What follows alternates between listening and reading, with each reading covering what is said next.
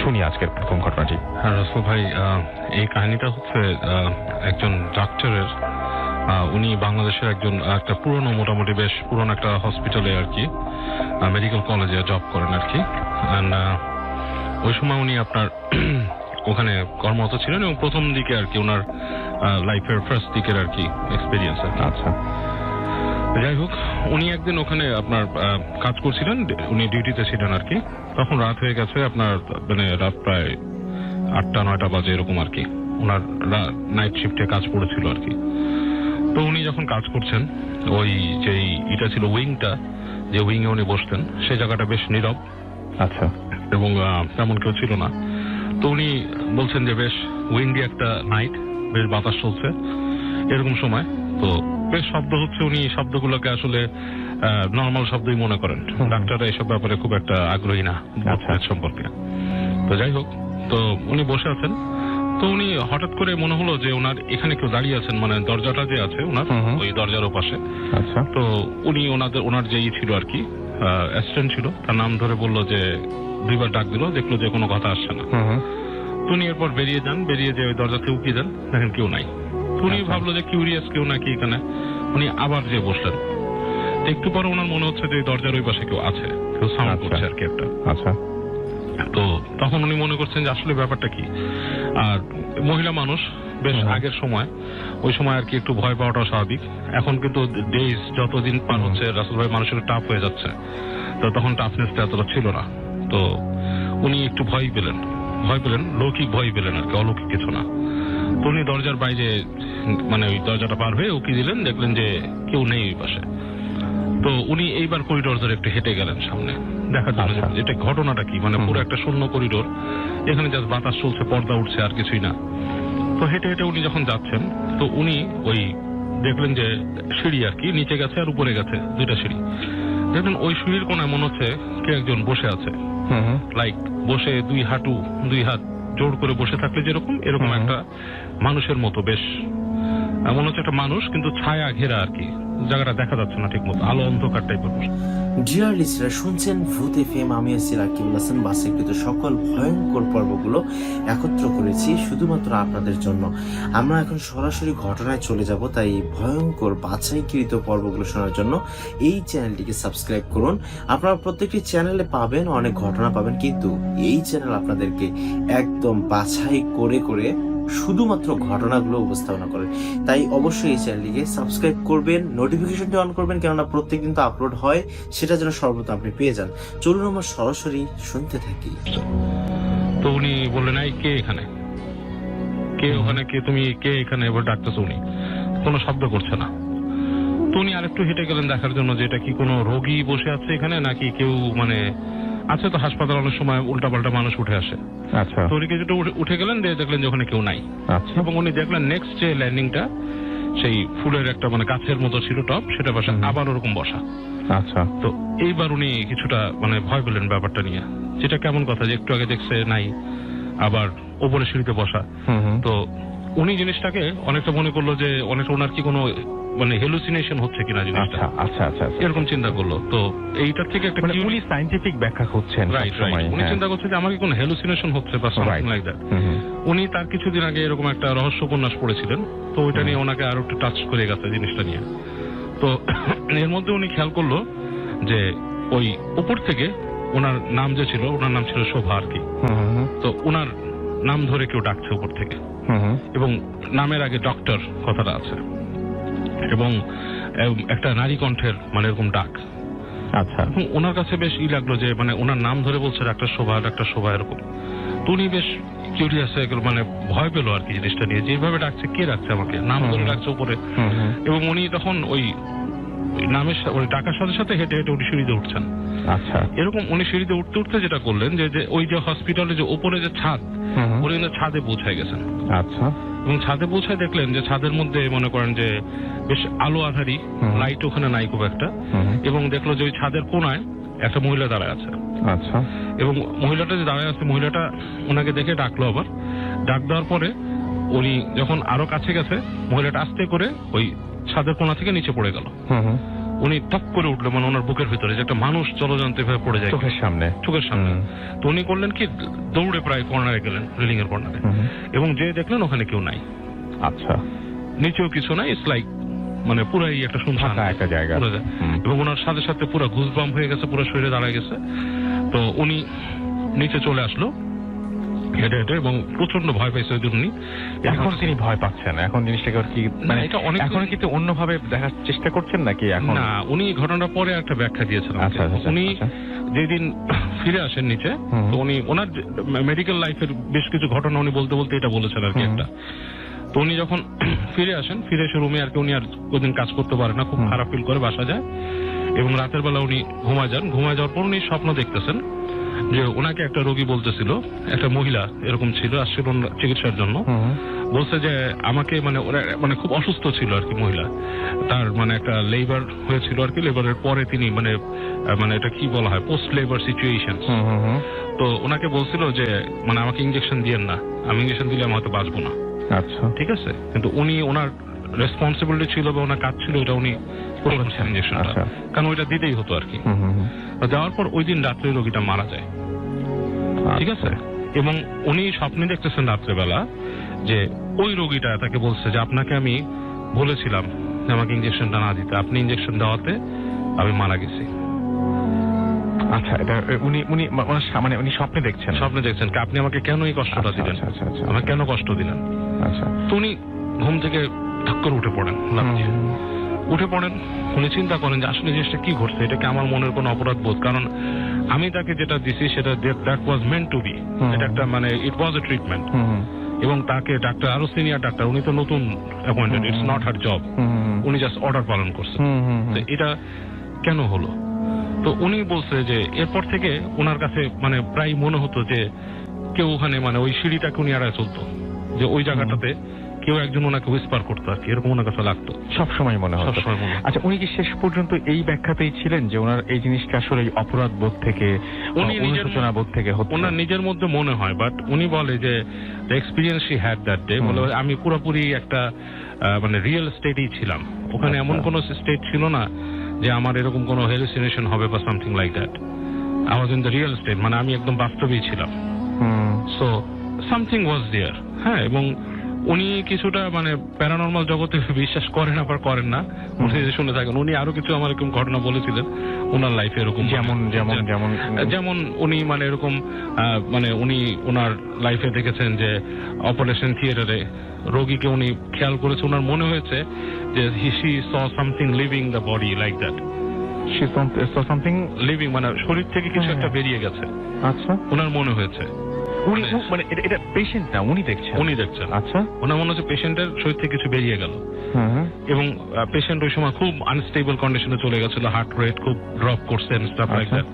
এবং পরবর্তীতে যখন মানে ওনাদের হার্ট রেটটা ব্যাক করে সবকিছু নরমাল হয়, ওনার কাছে স্পষ্ট নাকি মনে হয়েছে যে পেশেন্টটা কোথা থেকে ব্যাক করে আসছে, সামথিং লাইক দ্যাট।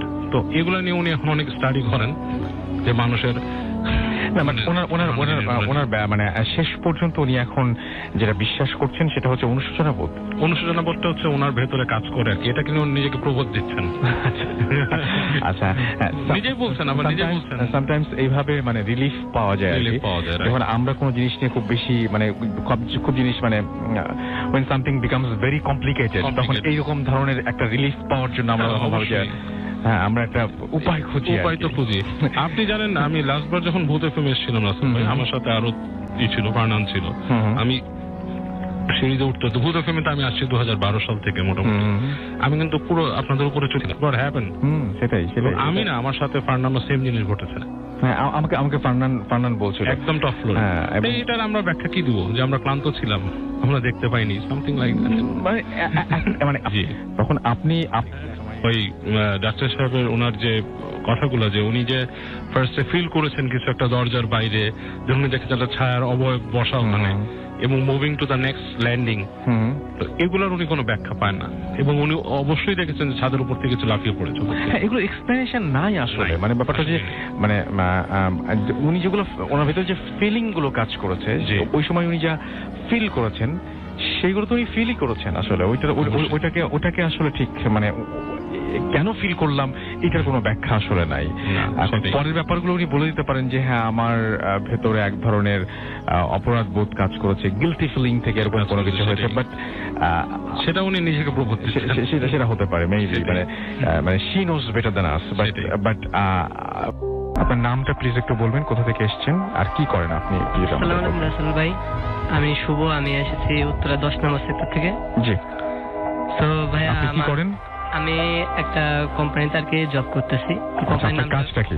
নাম না আমরা শুনলাম, আমরা কাজটা কি আপনার? মানে আমার কাজটা ওয়াশিং এর কাজ। ওকে, তো আপনি যখন যে ঘটনাটা বলবেন তখন আপনি কি করতেন? তখন আমি আসলে একটা এমব্রয়ডারিতে জব করতাম। ওকে, এমব্রয়ডারি কাজ করতেন। এখন আমরা চলে যাই আপনার ঘটনায়, শুনি আপনার ঘটনাটি। তো ভাই ঘটনায় চলে যাচ্ছি। ঘটনা হচ্ছে 2012 সালের, এটা হচ্ছে মার্চের দিকের ঘটনা। জি। তো আমার একটা অদ্ভুত অভ্যাস কি যে আমি বেশি রাত জাগি, তো রাতে হাঁটা চলাটা বেশি করি। তো তখন আর কি সন্ধ্যাবেলায় হাঁটা চলা করতেছিলাম, তখন সম্ভবত এসে একটা খেলা চলতেছিল। তো খেলাটা দেখে আর কি আমি বাসায় ব্যাক করতেছিলাম রাত্রে 12টা কি 12:30টার দিকে। তো আমাদের এলাকায় একটা জায়গা আছে, ওইখানে তখন নাইট গার্ড ছিল না, বাট এখন আছে। আচ্ছা। তো ওইখান দিয়ে আসতেছি, তো আমি দেখলাম যে একটা নাইট গার্ড বসে আছে। আচ্ছা। কিন্তু তার হাতে যে লাইট থাকবে সে জিনিসটা নাই, একটা লাঠি শুধু। তো আমি তাকে জিজ্ঞেস করলাম যে মানে একটা যেহেতু এতদিন দেখি নাই, তো হঠাৎ করে দেখলাম, তো জিজ্ঞেস করতেই পারি এলাকায়। তো আমি জিজ্ঞেস করলাম যে চাচা আপনি কি এখানে নতুন, আপনাকে নিয়োগ দিচ্ছে? তো সে আমাকে বললো, সে আমার কোনো রেসপন্স দেয় নাই, মানে রিপ্লাই দেয় নাই কথা। আমি চলে আসতেছি, তো পিছন থেকে সে ডাক দিল। আচ্ছা। একটু মোটা গলায় সে ডাক দিল যে বাবা একটু এদিকে আসো। তো আমি তার কাছে গেলাম, তো গিয়ে বললাম জি আঙ্কেল বলেন। তো বললো যে বাবা তোমার সাথে আমার কিছু কথা আছে। আমি বললাম যে কি কথা? সে বললো যে আমার একটা কাহিনী আছে, সেটা আমি তোমাকে বলতে চাই। আচ্ছা। তো আমি বলতেছিলাম দেখেন এসব আমাকে এখন বলে লাভ নাই, আমি বাসায় যাবো, এমনি রাত 12টা 12:30 বেজে গেছে। তো সে আমার বলতেছে যে না তুমি একটু শুনে যাও, এত টাইম অপচয় করলা, তা আরেকটু করো। তো আমি তার পাশে বসলাম আর কি, একটা বেঞ্চ ছোট, তো এটা বেঞ্চ বলা যায় না, মানে ওয়াল টাইপের। আমি সেখানে বসছি, বসার পরে সে আমার বলতে শুরু করলো সে তার বাড়িটা কি নওগাঁতে। তো সে আজ থেকে 12 বছর আগে, মানে তখন আর কি সেই সময় থেকে 12 বছর আগে সে তার একটা চার দোকান ছিল। তো তার বাড়িটা হাইওয়ের পাশে, তার চার দোকান, আর বাড়িটা হাইওয়ের সাথে। আচ্ছা। তো সে চার দোকান বন্ধ করে রাত্রে 11টা কি 11:30টার দিকে বাড়িতে ফিরে। যে প্রতিদিনের মতো সে, ও রাসেল ভাই এখানে একটা কথা বলে রাখি, এই কথা যখন সে আমাকে বলতেছিল আমার খুবই বিরক্ত লাগতেছিল। তো আমি বললাম যে আমি বাসায় চলে যাবো আঙ্কেল, আরেকদিন শুনবো আপনার কথা। তো সে বললো না। তো আমি আসলে একটা সিগারেট বের করি পকেট থেকে, যে সিগারেটটা খাওয়ার জন্য। সে আমাকে বললে তুমি চুপ করে বসে আমার ঘটনাটা শুনো, আর সিগারেট জ্বালাবে না, আমি সিগারেট খাই না, লোকটা আমাকে বললো। তো আমি বাম হাতে, আমার ডান হাত থেকে বাম হাতে সিগারেটটা নিয়ে তার কথা বসে বসে শুনতেছিলাম। তো সে বললো এক রাতে আমি প্রতিদিনের মতো 11:30টার দিকে দোকান বন্ধ করে বাড়ির পথে রওনা দিচ্ছি। তো হাইওয়ে ধরে যখন বাড়ির পথে রওনা দিচ্ছি, তখন দেখি রোডের মাঝখানে একটা বৃদ্ধা মহিলা তার মাথাটা কোলের ভিতরে নিয়ে উকুন বাজতেছিল। তো উকুন বাজতেছিল, আর ওই মাথাটা চোখ বড় বড় করে তার দিকে তাকিয়ে একটা অদ্ভুত হাসি দিচ্ছে। আচ্ছা, এই জায়গাটা আমার বিশ্বাস করতে সমস্যা হয়েছে, এই জন্য আমি তখন জিজ্ঞেস করেছিলাম। তারপরে বলেন। বাট এই ঘটনাটা ওই দারোয়ান চাচা বলছেন। হ্যাঁ, ওই চাচা আর কি বলতেছিলাম। আচ্ছা, হ্যাঁ, অদ্ভুত একটা হাসি দিচ্ছে। আচ্ছা। তা হাসি দিলে উনি আবার কি খুব ভয় পেয়ে যায়, ভয় পেয়ে উনি একটা দৌড় দেয়। তো যেহেতু হাইওয়ের ভিতরে, সে দৌড় দিলে তাকে নাকি একটা ট্রাকে ধাক্কা মারে, তার ভাষায় ছিল লরি। একটা ধাক্কা মারলে সে ওইখানে পড়ে যায়, এই বলে সে চুপ হয়ে যায় কিছুক্ষণের জন্য। তো আমি তাকে জিজ্ঞেস করলাম চাচা তারপর কি হয়? যেহেতু অদ্ভুত একটা জিনিস, আমি জিজ্ঞেস করলাম তারপর কি হয়। সে আমাকে বললো যে তারপর আমি ঘটনাস্থলে মারা যাই। এই কথা শুনে আমার কেমন একটু অবাক লাগলো, যে সে যদি মারা যায় সে আমাকে কিভাবে বলতেছে। তা আমি তাকে জিজ্ঞেস করলাম কি বলেন এসব? কয় দেখো বাবা আমার দিকে তাকিয়ে, সত্যি কিনা। তো সে যখন মাথাটা উঠালো আমার দিকে তাকালো, দেখি সে কিন্তু ঘটনাটা নিচের দিকে তাকায় বলতেছিল। সে যখন মাথাটা উপর দিকে তাকে আমার দিকে তাকালো, দেখলাম যে তার সারা মুখ একটা কিছুতে অ্যাক্সিডেন্ট হলে যে অবস্থা হয়, সারা মুখে রক্ত মাখা, আর তার মাথা থেকে মজক গুলা গলে গলে পড়তেছে। তো এই ঘটনা দেখার পরে আমি নিজেকে আর ঠিক রাখতে পারি নাই। তো জায়গার উপরে আমি সেন্সলেস হয়ে ওখানে পড়ে যাই। তো আমার কতক্ষণ এভাবে ছিলাম আমি জানি না রাসেল ভাই। তো হঠাৎ করে আজানের শব্দে আমার আর কি হুঁশ ফিরে আসে। তো আমি মাথা ওইখান থেকে মানে মাথাটা এত ভার হয়েছে যে আমি মাথাটা করতে পারি না, মানে সোজা দাঁড়াতে পারি না কোনো মতে। আমি বাসায় যাই, বাসাটা আমার বেশি দূরেও না, তো বাসায় যাই আমি মাথায় পানি দিলে কাউকে কিছু না বলে শুয়ে পড়ি।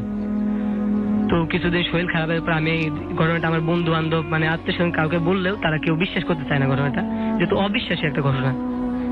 তো সে বিশ্বাস করতে চায় না। লাস্টে শেষকালে আমি একটা হুজুরকে বলি এই ঘটনাটা, ইমাম সাহেবকে, ইমাম সাহেব আমার সাথে তো এরকম একটা ঘটনা ঘটছে, তো কেন এরকম ঘটলো?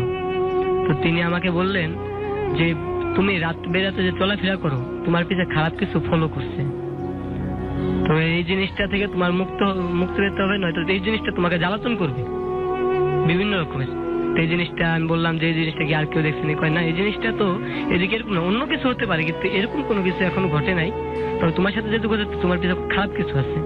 তো তিনি আমাকে একটা লাল সুতো দেয় পরে, সুতো আমার কায়াঙ্গুলে বামাতে কায়াঙ্গুলে বেঁধে যায়। তো বেঁধে বলে এটা 7 দিন পরে তুমি এটা নদীর জলে ফেলে দিবা ভোরবেলা। তো আমি রাসেল ভাই ওই কায়াঙ্গুলের রশিটা আর কি 7 দিন ব্যবহার করে আর কি ভোরবেলা নদীর জলে ফেলে দিই। ফেলে দেওয়ার পরে আল্লাহর রহমতে বর্তমানে আর কোনো সমস্যা হয় নাই। এই ছিল আমার ঘটনা। আচ্ছা, আপনার এই ঘটনাটা যে আপনি বললেন, আপনি নিজের চোখে দেখেছেন এটা, না? জি, এটা আমি নিজের চোখে দেখেছি। যেহেতু রাসেল ভাই একটা কথা কি, এখানে আমি নিজেকে প্রথম বিশ্বাস করতে পারিনি। যখন আজান দিল আমি উঠলাম, পড়ে গেছে ওখান থেকে উঠলাম, আমি নিজেকে প্রথম ভেবেছিলাম যে হয়তো আমি কোনো ভুল দেখেছি অথবা করেছি, কিন্তু আমার ওই জিনিসটা খেয়াল আছে যেহেতু আমি ডান হাত থেকে সিগারেটটা বাম হাতে নিয়েছি আর সেইখানে বসেছিলাম যেখানে সে আমাকে বলতেছিল।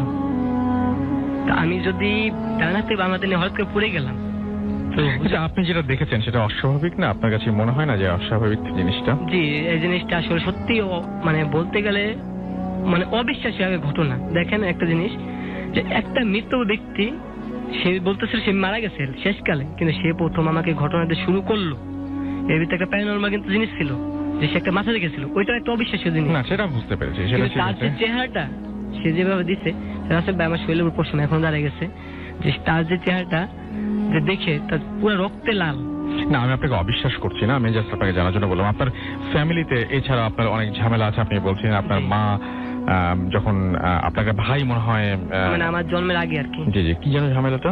ওইটা হচ্ছে যে রাসেল ভাই আমার ভাইয়ের তখন 4-5 বছর বয়স, বড় ভাই আর কি, আমার বড় ভাই। জি। তো 4-5 বছর বয়স। তো আমরা যে এলাকায় ঘটনা ঘটে যাই একটু আগে আমি বললাম, সেই এলাকাতে আমরা থাকতাম। তো অন্য সাইডে ওইখানে একটা গাছ, সেই কথাটা আমি আপনার বলি না আর কি, তাল গাছ, বট গাছের উপর তাল গাছ। তো বট গাছের উপর একটা তাল গাছ, তো ওইখানে একটা বেকারি আছে, তো ওই সাইডে আমাদের বাসা ছিল। তো ওই বাসাটা আপাতত নেই, মানে ওইখানে ভাড়া থাকতাম আমরা। তো ওইখানে আমরা ভাড়া থাকি। তো আমার খালা খুব অসুস্থ ছিল, আমার একটা খালা তো ভাই ছিল আমার বড় ভাইয়ের বয়সী। তো তিনি আমার আম্মু সন্ধ্যার মানে দুপুর বেলা আর কি একটা ভিক্ষুক আসে, আমার আম্মু তখন গর্ভবতী। তো ভিক্ষুক আসে, এসে জিজ্ঞেস করে যে মা ভিক্ষা দাও। তো আমার মা আম্মু তাকে ভিক্ষে দেয়। ভিক্ষে দেওয়ার পরে তো আম্মু যাক ভিক্ষুক চলে যায়। চলে যাওয়ার পরে আম্মু আর কি সন্ধ্যার পরে আর কি 2টা বাচ্চা দেয়। যেটা আমার আন্টি অসুস্থ, তার ছেলে আর কি আমার আম্মুর কাছে ঠিক আছে। তো তাকে পাশে রেখে, আমার বড় ভাইকে পাশে রেখে আম্মু শোয়, সে ঘুমায় আর কি। তো হঠাৎ করে সে রাত্রে স্বপ্ন দেখে যে ওই ভিক্ষুকটাই তার কাছে আবার আসছে। তো আম্মু বলছে যে আপনাকে না একবার ভিক্ষে দিলাম। ও এর ভিতরে কথা বলতে ভুলে গেছি, সেটা হচ্ছে আম্মুরা বলতেছে স্বপ্নের ভিতরে যে তোর কাছে চাইলাম তুই দিলি না। আম্মু বলতেছে যে আপনাকে আমি দুপুরবেলা ভিক্ষে দিলাম, আবার আপনি কি চান? তো বলতেছে তোর দুই পাশে যে 2টা বাচ্চা আছে তার ভিতর তুই আমাকে একটা দিয়ে দে।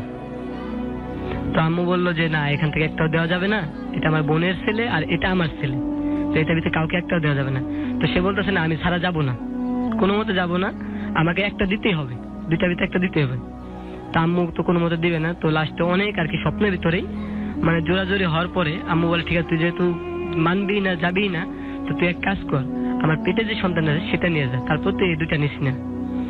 তো আম্মুর খুবই মানে অসুস্থ হয়ে পড়ে আর কি ওই স্বপ্নের ভিতরে। তো এর ভিতরে সে চলে যেতেছে নিয়ে, আম্মুর যে ভাষায় আর কি একটা ঝোলা কাঁধে, সে চলে যেতেছে। তো আম্মু বললো তুই যেহেতু আমারটা নিয়ে চলে যেতেছিস, আমার পেটটা নিয়ে, তাহলে আমি তোকে কিভাবে ছেড়ে দিই? এই বলে সে হারিকেনটা ছুঁড়ে মারে তার দিকে। তো তার সারা শরীরে আগুন লেগে যায়। তো এর ভিতরে আম্মু খুবই অসুস্থ হয়ে পড়ে। এর ভিতরে ভোরবেলা সকাল দিকে মানে সবাই মিলে আম্মুকে হাসপাতালে নেওয়ার জন্য মানে যে বের হবে কোথা থেকে, সবাই আসে, আম্মু চিল্লাচিল্লি, মানে পেটে খুব ব্যথা। তো সবাই ঘরে আসে, কেউ ফলো করে না দরজার সামনের দিকে, কেউ ফলো করে না, জাস্ট দরজার ভিতরে আসে, আইসা আম্মু ধরে আর কি বাইরে নিতেছে। এমনিতে আম্মু ফলো করে যে দরজার সামনে একটা কাক মরে পড়ে আছে, একটা কাক পড়ে আছে এখানে, কালো কুচকুচে একটা কাক।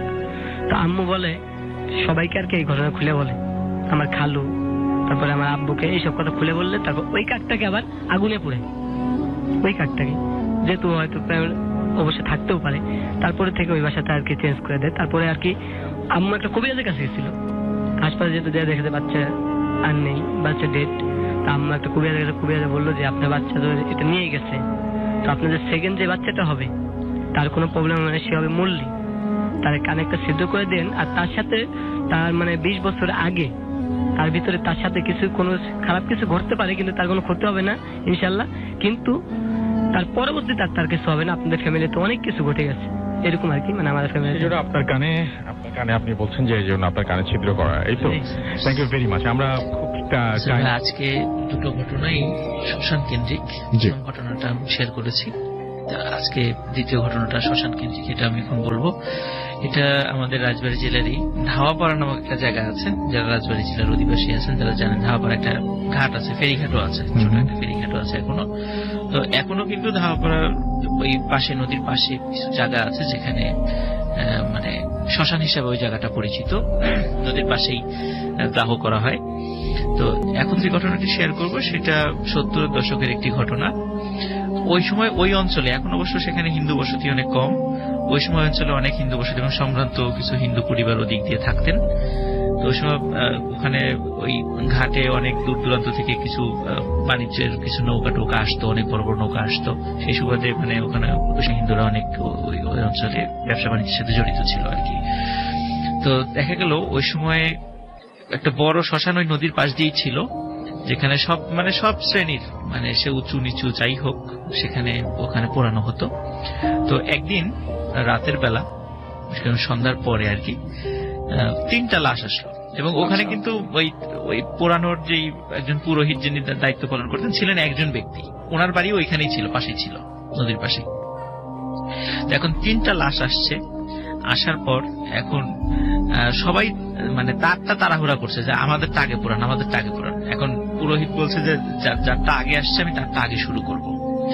এখন যিনি একটা সম্ভ্রান্ত পরিবারের একটা লাশ আসে, তার সাথে তার সন্তানরাও আসে, তখন তারা বলে যায় আমাদের বাবারটা আগে পুরান, কারণ আমরা মানে বংশগত মর্যাদার দিক দিয়ে আমরা একটু আগে আছি। কিন্তু পুরোহিত উনি নাচরবান্দা, উনি বলেন না, আমি এইভাবে আগে পরে করব না, আগে যারা আসে তাদেরটা আমি আগে করব। তো এইভাবে প্রথমে একটা দুটা করতে করতে 3 নম্বরে যখন ওই লোকটার সিরিয়াল আসবে তার আগেই শ্মশানে বৃষ্টি শুরু হয়ে যায়। তো বৃষ্টি শুরু হয়ে যাওয়ার কারণে ওইদিকে 2টা লাশ অলরেডি পোড়ানো শেষ, তখন ওইটা 3 নম্বরটা শুরু করার আগে বৃষ্টি আসে। তখন ওইখানে নদীর পার যেহেতু ওই ধরনের কোনো ব্যবস্থা নাই, কোন একটা টিনের চাল টালও ওখানে নাই, যার কারণে লাশটা ওইভাবে রেখেই তাড়াতাড়ি ওনারা ওখান থেকে সরে যান, কোন একটা গাছের নিচে সরে যান। কিন্তু যখন ওনারা বৃষ্টি থামার পরে, কিছুক্ষণ পরে বৃষ্টি থেমে যায়, বৃষ্টি থামার পরে আবার যখন কাছে আসেন তখন দূর থেকে দেখছেন যে ওই লাশের কাছে ছোট ছোট বাচ্চার মতো, মানে মানুষের অবয়ব, 2টা বাচ্চার মতো ওরা যেন লাশের কাছে বসে কি যেন করছে। তখন ওনারা দূর থেকে বলছেন এই তোমরা কে কে, এরকম কে কে বলে উঠেছে। তখন ওনারা খেয়াল করলেন ওই 2টা মানুষের মতো ওই অবয়বটা ওনাদের দিকে তাকালেন এবং তাকানোর পরে দৌড় দিয়ে মানে কোথায় যেন চলে গেলেন, হারিয়ে গেলেন হঠাৎ করে দৌড়তে হারিয়ে গেলেন। তো ওনারা যখন কাছে গেল লাশের কাছে, তখন দেখলো একটা মানে বিভৎস অবস্থা। দেখলো লাশের পা থেকে কোমর পর্যন্ত এই অংশটুকু মানে হাড় ছাড়া কোনো কিছু অবশিষ্ট নেই। তার মানে ওই দুটো মানে যে জিনিস বা জন্তু বলি বা মানুষ বলি যাই বলি না কেন, ওরা ওটা খেয়ে ফেলেছে। তো ওই সময় যেহেতু একটু আগে বৃষ্টি হয়েছে, ওই জায়গাটা ভেজা ছিল, কাদা হয়ে গিয়েছিল, তখন তারা দেখতে পেল যে এই যে দৌড় দিয়ে চলে গিয়েছে ওইখানে মাটিতে ছাপ রয়ে গেছে। কিন্তু ছাপ দুটো তারা খেয়াল মনে করেছিল যে একটা ছোট 2টো বাচ্চা, তো বাচ্চাদের পায়ের ছাপ যেরকম হওয়ার কথা ছিল আসলে কিন্তু ওরকমটা ছিল না। মানে পায়ের ছাপটা ছিল, যারা দেখেছে আর কি, অনেক বড় ছিল এবং পায়ের ছাপটা ছিল গোলাকৃতির। মানুষের পা আসলে কিন্তু গোলাকৃতির হয় না। ওই দুটো প্রাণীর মানে পায়ের ছাপ দুটো ছিল গোলাকৃতি। তো যাই হোক, পুরোহিতকে ওই লোকটা, যে লোকটা মারা গিয়েছিলেন এবং যার সাথে এই ধরনের ঘটনা ঘটছে, তার সন্তানেরা খুব দোষারোপ শুরু করলেন যে পুরোহিতকে বলেন, আপনি যদি আমার বাবার কাজটা আগে শুরু করতেন তাহলে আজকে তার লাশের সাথে এই ধরনের ঘটনা ঘটতো না। তারপরে যেহেতু বৃষ্টি এসেছে, তো খড়ি টড়িও ভিজে গেছে, তাহলে আমরা একটা কাজ করি, লাশটা আমরা মানে দাফন করে দিই। তখন মানে ছেলেরা যখন এই প্রস্তাব দিল, পুরোহিত বলে আচ্ছা ঠিক আছে আমরা দাফন করে দিলাম। তাদের ধর্মীয় রিচুয়াল অনুযায়ী লাশটা দাফন করে যে যার বাড়িতে চলে আসে। তো ওই লোকটা 3টা সন্তান ছিল, যে লোকটা মারা গেছেন আর কি, 3টা সন্তান ছিল। পরের দিন বড় সন্তান মানে তার অন্য ভাইদের কাছে বলছে যে আজকে রাত্রে আমি একটা অদ্ভুত স্বপ্ন দেখেছি। সে স্বপ্নটা হচ্ছে যে মনে হলো আমার বাবার কবর খুঁড়ে কিছু কয়েকটা জিনিস ঢুকে পড়ছে। এটা কি মানুষ না জন্তু এটা বোঝা গেল না, মানে কিছু একটা কবরের মধ্যে ঢুকছে। তখন মেজ সন্তান মানে মেজ ভাই এবং ছোট ভাই তারা বললো একই স্বপ্ন তো আমরাও দেখেছি, তাহলে নিশ্চয়ই এটা এখানে কোনো ঘটনা থাকতে পারে, নিশ্চয়ই আমাদের বাবার কবরে কিছু একটা হয়েছে। তখন তারা ওই পুরোহিতকে আবার ডেকে নিয়ে আসলেন। ডেকে নিয়ে আসার পর বললো যে আমরা চলেন, আমরা সেখানে যাই, শ্মশানে যাই, আমার বাবার কবর যেখানে দেওয়া হয়েছে সেখানে যাবো। তো সেখানে যাওয়ার পর দেখেন না, কবরটা স্বাভাবিক আছে, কিন্তু তারপরে তাদের মনের ভিতরে যে সন্দেহ খুঁতখুঁতি যাচ্ছে না। তখন বললো আমরা কবরটা একটু খুঁড়ে দেখতে চাই, আমার বাবার কবরটা অক্ষত আছে কিনা, মানে লাশ অক্ষত আছে কিনা। এমনিতেই তো অর্ধেক মানে কোনো কিছু হয়তো খেয়ে ফেলেছে। তো তখন তারা লাশটা খোঁড়ার পরে দেখলো যে না, আসলে রাসেল ভাই তার বাবার কবরে যে দেহের যে অবশিষ্ট অংশ ছিল সেটাও নেই, পুরোটাই কঙ্কাল হয়ে আছে। তো মনে হচ্ছে যে আসলে সত্যি তারা যে স্বপ্ন দেখেছিল রাতের বেলাও তাই হয়েছে। তো এই ঘটনার পরে মানে পুরোহিত বলে যে আমার 30 বছরের এই অভিজ্ঞতায় এই ঘটনা আজই প্রথম। তো যাই হোক রাসেল ভাই, ঘটনাটা এখানে শেষ হয়ে যেতে পারতো, কিন্তু আসলে শেষ হয় নাই।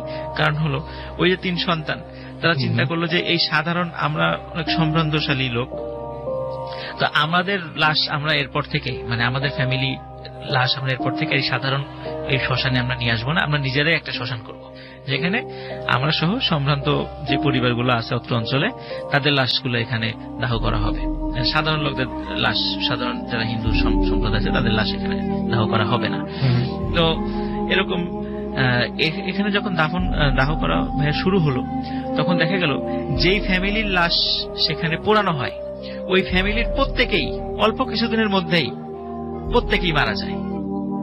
এটা একটা অদ্ভুত ঘটনা ঘটতে থাকে, এবং এটা যখন জানাজানি হয়ে যায়, জানাজানি হওয়ার পরে সবাই মানে বলা শুরু করে এটা একটা অভিশপ্ত শ্মশান, যে এই শ্মশানে মানে লাশ পোড়ালে সেই ফ্যামিলি সবাই মারা যাবে।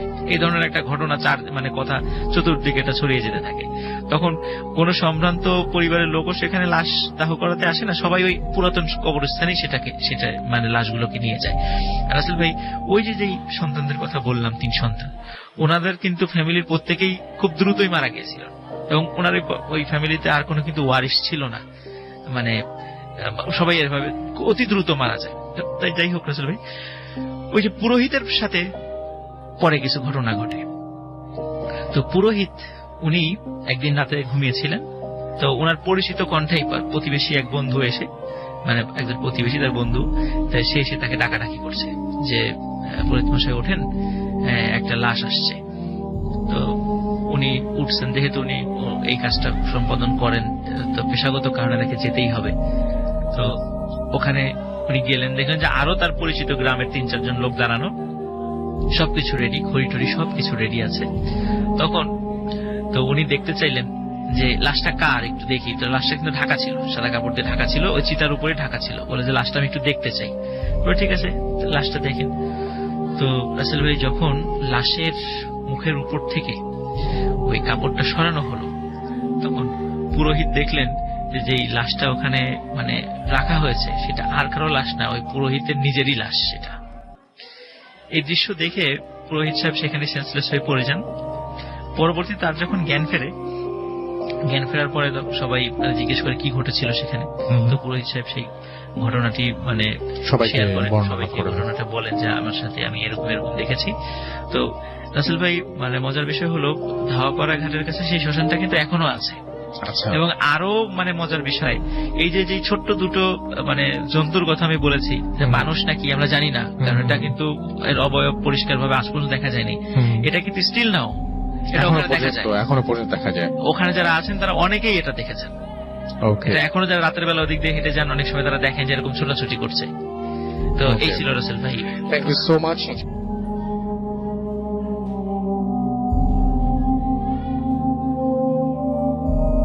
তো ঘটনাটি রাসেল ভাই, এই ঘটনাটি আমাকে যেভাবে বলেছে গ্রামের একজন প্রবীণ মুরব্বী, যার কাছ থেকে আমি ঘটনাটি কালেক্ট করেছিলাম, তো উনি বলেছে ঘটনাটি ওনার ঠিক মনে নাই, তো 1963 থেকে 66 এই সময়ের মধ্যে হবে আর কি। আচ্ছা। তো ওই সময়ে ওই আরকান্দি গ্রামে একজন বাহির থেকে কামাল নামে একজন ব্যক্তি, উনি পেশায় মানে ব্ল্যাক ম্যাজিক করতেন, বা যে কবিরাজ আমরা যাকে বলি আর কি। গ্রামের অনেকের বিভিন্ন সমস্যাগুলো থাকে, বিশেষ করে যে প্যারানরমাল বিষয়গুলো উনি জিনে ধরা থেকে শুরু করে নিয়ে অনেক বিষয়গুলো উনি সলভ করতেন, এবং দেখতেন যে হ্যাঁ একটা কাজ হতো। বেশ মানে আশেপাশের অনেক এলাকায় ওনার একটা সুখ্যাতি ছড়িয়ে পড়েছিল যে হ্যাঁ ওই কামাল কবিরাজের কাছে গেলে অনেক কাজ হয়, ওনার বেশ ভক্ত হয়ে যায়। তো এর মধ্যে হঠাৎ গ্রামে একটা সমস্যার সৃষ্টি হলো, সেটা হচ্ছে যে দেখা যেত যে ছোট কিছু বাচ্চা, ধরেন যে 5 থেকে 7 বছর বা 3 থেকে 7 বছর এরকম বাচ্চাদের মাঝে মাঝে লাশ পাওয়া যেত, এবং সেই লাশের মানে সেটা কোথায় পাওয়া যেত? এটা বিশেষ করে শ্মশানের আশেপাশে বা জঙ্গলে এরকম জায়গাগুলোতে পাওয়া যেত। তো বাড়িতেই তারা থাকতো, কিভাবে যে বের হতো বা কিভাবে বের হয়ে যেত, এরা বাড়িতে বাবা মা কেউ কিছু বলতে পারতো না আর কি। ঘটনাটা রাতেই ঘটতো আর কি। তো লাশগুলো যখন পাওয়া যেত তখন দেখা যেত ওই লাশের মানে বুকটা ফাড়া এবং ভিতর থেকে হৃৎপিণ্ডটা নাই, হৃৎপিণ্ড নাই, সবকিছু ঠিক আছে, হৃৎপিণ্ডটা নেই। তো প্রথম দিকে গ্রামবাসী যখন এই ধরনের ঘটনা 1বার 2বার 3বার এরকম ঘটতে থাকে, তখন তারা মনে করেছে যে গ্রামে মনে হয় কোনো হিংস্র জন্তু জানোয়ার আবির্ভাব ঘটেছে। আর ওই সময়ে তো রাজবাড়ী কিন্তু এখনো জেলা শহর হলেও এটা তো বৃহত্তর ফরিদপুরের অংশ ছিল, পরবর্তীতে 80 দশকে গিয়ে সেটা জেলা হয়। এখনো কিন্তু এটা আমরা মোটামুটি একটু নিরিবিলি শান্ত জেলা, মফস্বল জেলা আমরা বলতে পারি আর কি ওটাকে। আর বালিয়াকান্দিটা তখন তো আরো অনেক প্রত্যন্ত অঞ্চলে ছিল। রাস্তাঘাট এখন যদি উন্নত হয়েছে, কিন্তু তখন কিন্তু মানে আজ থেকে 3-4 বছর আগেও রাস্তাঘাটের অবস্থা বালিয়াকান্দি থেকে রাজবে যাওয়ার পথটা এত ভালো ছিল না।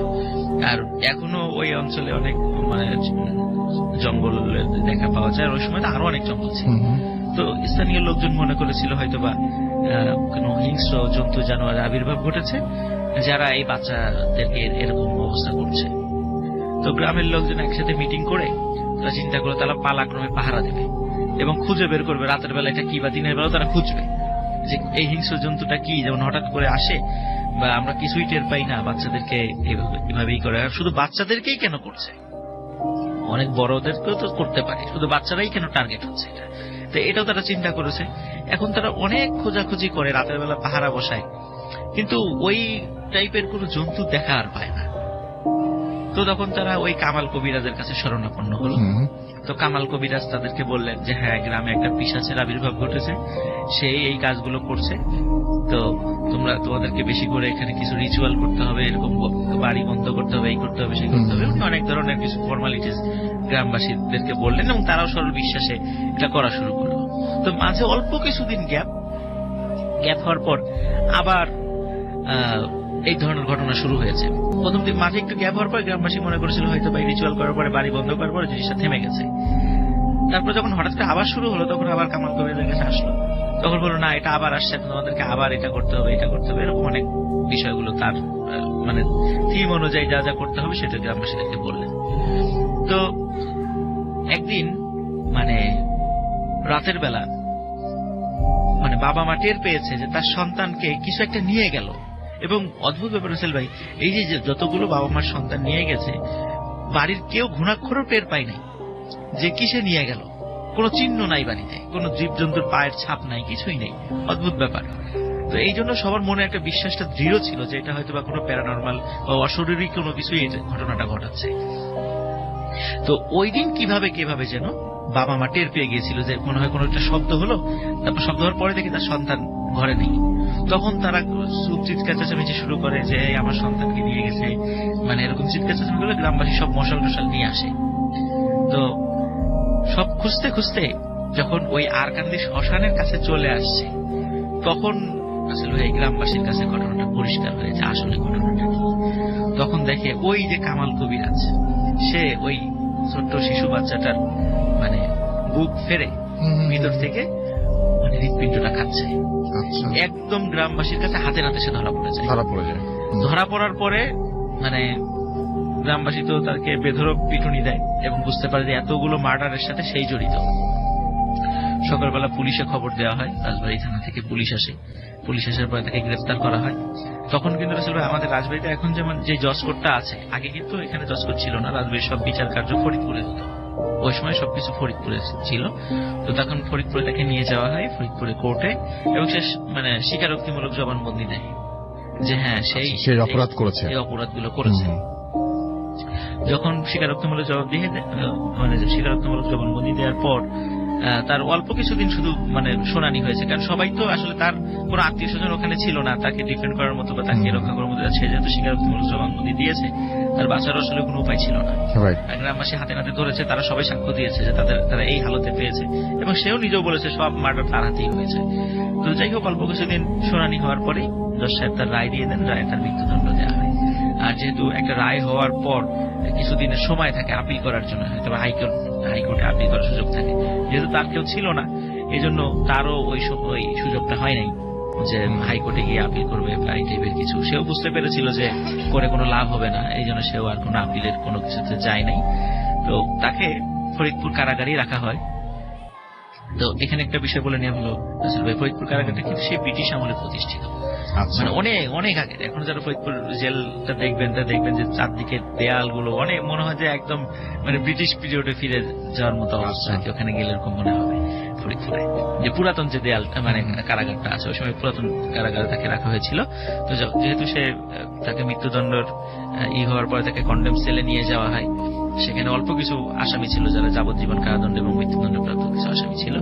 তো ওখানে নিয়ে যাওয়ার পর রাসেল ভাই ওই জেলখানা থেকে যে খাবারটা তাকে দেয়া হতো, ওটা আসলে উনি মানে খেতেন কি খেতেন না কেউ কিছু বলতে পারে না।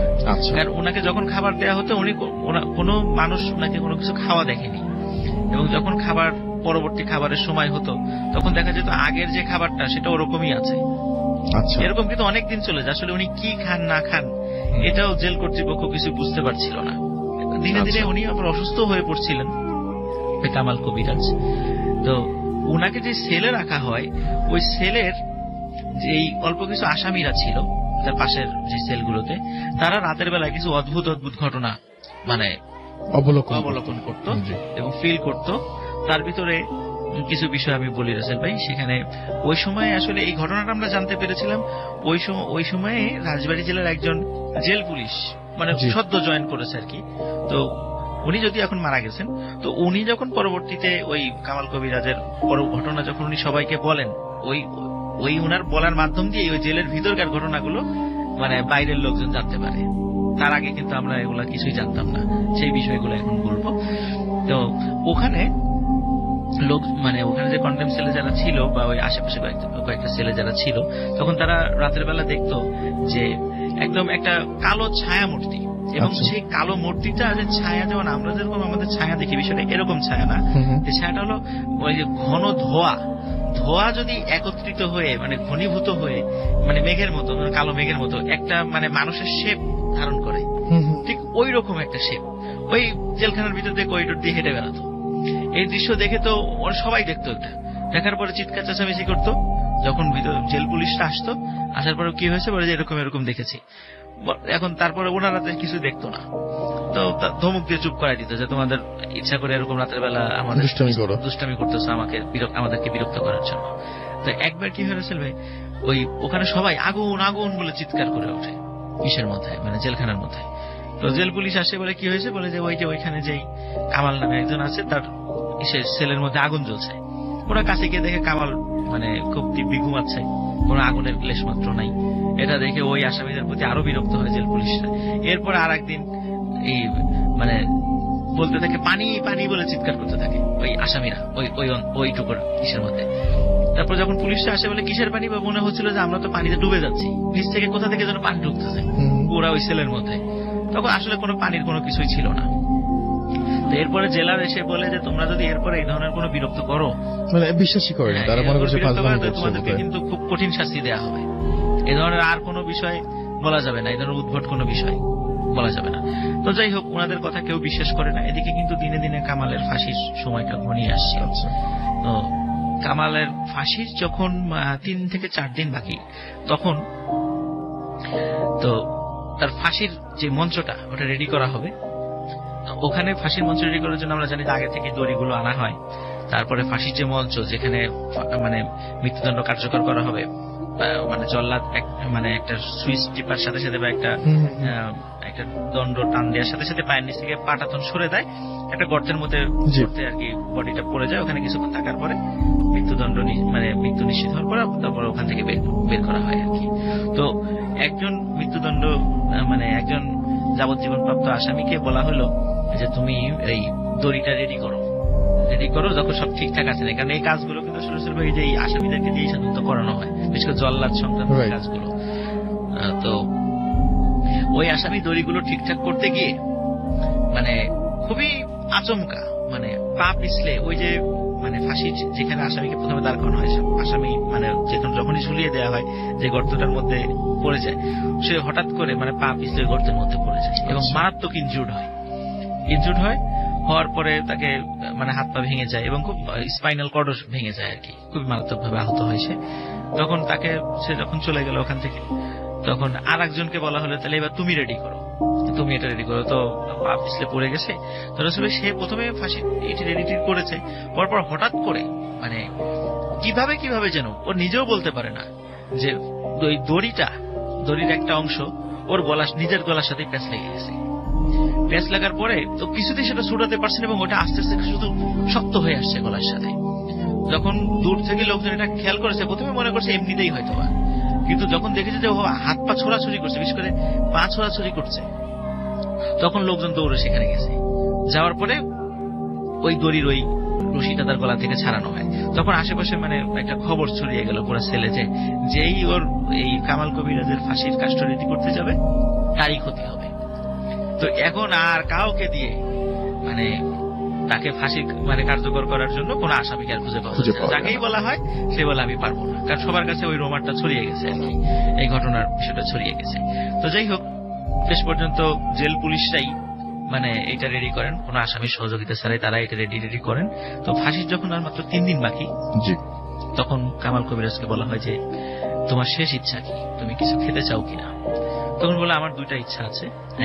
একটা ইচ্ছা হলো তার মৃত্যুর পরে তার লাশটা ওই শ্মশানে, ওই শ্মশানটাতেই যেন মানে করা হয়, কবর দেওয়া হয়, এটা তার একটা ইচ্ছা ছিল। আর দ্বিতীয় ইচ্ছা হলো তাকে একটা অল্প বয়স্ক একটা মানে বাচ্চা ছাগলের কলিজা খেতে দিতে হবে এবং সেটা কাঁচা হতে হবে। এই ধরনের উদ্ভট ইচ্ছা আসলে পরের ইচ্ছা তো, প্রথম ইচ্ছা তো ঠিক আছে কবর দেওয়ার বিষয়টা, কিন্তু পরের যে ইচ্ছাটা, সেই ইচ্ছাটা আসলে এটা তো আসলে জেল কোড অনুযায়ী হয় না, কারণ খাবারেরও তো একটা ধরন থাকে। তারপরেও যেহেতু মৃত্যুদণ্ডপ্রাপ্ত আসামির শেষ ইচ্ছা, সেই ইচ্ছা অনুযায়ী তাকে খাবারটি এনে দেওয়া হয়। রাসেল ভাই যখন খাবারটি এনে দেওয়া হয় রাতের বেলা, তখন সে বলেছিল যে আজকে রাত্রে আমার ছেলের কাছে কেউ আসবেন না, আমি একটু যেহেতু আমার শেষ ইচ্ছা আপনারা পূরণ করছেন, এটাও করেন যে আমার ছেলের কাছে কেউ আসবেন না। রাসেল ভাই ওনার ছেলের কাছে ওই দিন রাত্রে কেউ আসেনি, কিন্তু যখন সকালের দিকে ওনার ছেলের কাছে সবাই আসে, তখন দেখলো যে ওই যে কলিজাটা সে সম্পূর্ণই খেয়েছে, কাঁচাটাই খেয়েছে, এবং কামাল কবিরাজের ওখানে মানে মৃতদেহ পড়ে আছে এবং মৃতদেহ আগেই তিনি মারা গেছেন। তো কিন্তু তার চেহারায় এবং তার শরীরে মনে হচ্ছে যে না, এর মৃত্যুটা স্বাভাবিক না, মনে হচ্ছে কেউ তার গলা চিপে হত্যা করেছে। কিন্তু তার ছেলে কিন্তু কেউ ঢোকেও নাই, বেরও হয়নি। তো আর উনি যেহেতু একটু রহস্যজনক আচরণ করতো, আগে ভাগে কারোর সাথে ওইভাবে কথাও বলতেন না, কারোর সাথে মানে চলাফেরাও করতেন না, কারোর সামনে খাওয়া দাওয়া করতেন না, এবং তার মৃত্যুটা নিয়ে আসলে ওই রকম মাথা ব্যথার কারো ছিল না। তো যাই হোক, তার ইচ্ছা অনুযায়ী যেহেতু তাকে শ্মশান, যেহেতু তিনি আসলে এমনিতে মুসলিম ছিলেন, নাম যেহেতু মুসলিম নাম, কিন্তু সমস্যা হলো যে জেলখানা থেকে যখন তার লাশ নিয়ে ওই শ্মশানে দাফন করতে যাবে, তখন শ্মশানে যারা হিন্দু সম্প্রদায় ছিলেন বলে দেয় এ তো আসলে মুসলিম, তো এখানে তো তাকে কবর দেওয়া যাবে না, সেটা অন্য ব্যাপার। বাট কিন্তু যাই হোক, শেষ পর্যন্ত তাদেরকে কারণ কি সব ধর্মের লোকই তার কাছে অনেক ফ্যাসিলিটি পেয়েছিল, কারণ সে অনেক কাজ করে দিত, ভালো হোক খারাপ হোক অনেকেই সুবিধা পেয়েছিল। ওই মানবিক বিবেচনায় শেষ পর্যন্ত তার অন্যায়গুলোকে যেহেতু মারাই গেছে, শেষ পর্যন্ত তাকে মাটি দেওয়ার অনুমতি দেওয়া হয়, সবাই মিলেই সেটা অনুমতি করে তাকে। তার মৃত্যু অস্বাভাবিক ছিল, অস্বাভাবিক ছিল, কিন্তু জেলখানা থেকে কোনো মতেই, কারণ যখন পোস্টমর্টম করা হয়েছিল তখন বলে তাকে শ্বাসরোধে হত্যা করা হয়েছে, মানে শ্বাসরোধ করে সেলের মধ্যে কিছু নাই, মানে এটাই সব অবাক বিষয়। তখন জেল পুলিশের জিজ্ঞাসাবাদ করা হয় যে তোমরা কিছু দেখেছো কিনা, না সবাই তো মানে কেউ কিছুই করে নাই, এবং তার পাশে যে ছেলে যারা ছিল কেউ কিছু সাক্ষ্য দেয় নাই, বলছে যে না তার ছেলে আমরা কাউকে ঢুকতেও দেখিনি বেরোতেও দেখিনি। তো তাহলে কে গেল সেখানে, কে তাকে হত্যা করলো, এটাও একটা বিষয় ছিল। আচ্ছা, তাকে যখন রাসেল ভাই মানে কবর দিয়ে দেওয়া হলো, ওখানে কবর দেওয়ার কয়েকদিন পরে তার কবর থেকে মানে দেহটা কে যেন টেনে বের করে ফেলেছে। সবাই দেখেছে যে মনে হয় কুকুর বা বিড়াল বা কিছু একটা তার কবর থেকে দেহটা বের করে ফেলেছে। দেহটা বের করে ফেলার পরে কিন্তু তার দেহ সবই ঠিক ছিল, অন্য কোথাও কোনো আঘাত ছিল না রাসেল ভাই, কিন্তু তার শরীরে মাথা ছিল না, মনে হচ্ছে কে যেন, এবং মাথাটা মনে হচ্ছে কে যেন খুব সুন্দর করে কেটে নিয়ে গেছে, এরকম মনে হয়েছে সবাই যারা ওই সময় যারা দেখেছে। তো আমরা জানি যে এই যারা তান্ত্রিক যারা ব্ল্যাক ম্যাজিক করেন, অনেক সময় দেখা যায় তাদের মৃত্যুর পরে মানে তাদের মাথাটা অনেকে কিন্তু নিয়ে যাবে, এটা কিন্তু বেশ বহুল প্রচলিত একটা কথা আর কি। তো হয়তো ওরকম করে কেউ হয়তো বা সেটা নিয়ে গেছে, কিন্তু মানে অদ্ভুত ব্যাপার রাসেল ভাই, এই কামাল কবিরাজকে মানে এখন তো হয়তো অনেকে চেনে না, কিন্তু অনেক মুরব্বী যারা, এখন তো অনেকে জীবিত নাই ওই সময়ের, কিন্তু যারা দেখেছিল তার চেহারা মনে আছে, এখনো নাকি ওই শ্মশানের আশেপাশে ওই কামাল কবিরাজকে দেখা যায়। আচ্ছা, এটা মোটামুটি ওই এলাকায় একটা মানে খুব প্রচলিত একটা ঘটনা, অনেকেই জানেন এই বিষয়গুলো। তো এটাই ছিল রাসেল ভাই। যদিও রাসেল ভাই শ্মশানের ঘটনা আমি হয়তো পরে আসলে ওই শ্মশানের অনেক ঘটনা আমি বলবো, বাট এই ঘটনাটা আমার কাছে খুবই একটা অদ্ভুত লেগেছিল, এই জন্য আজকে একটা বিশেষ এপিসোডে আমি থ্যাংক ইউ সো মাচ।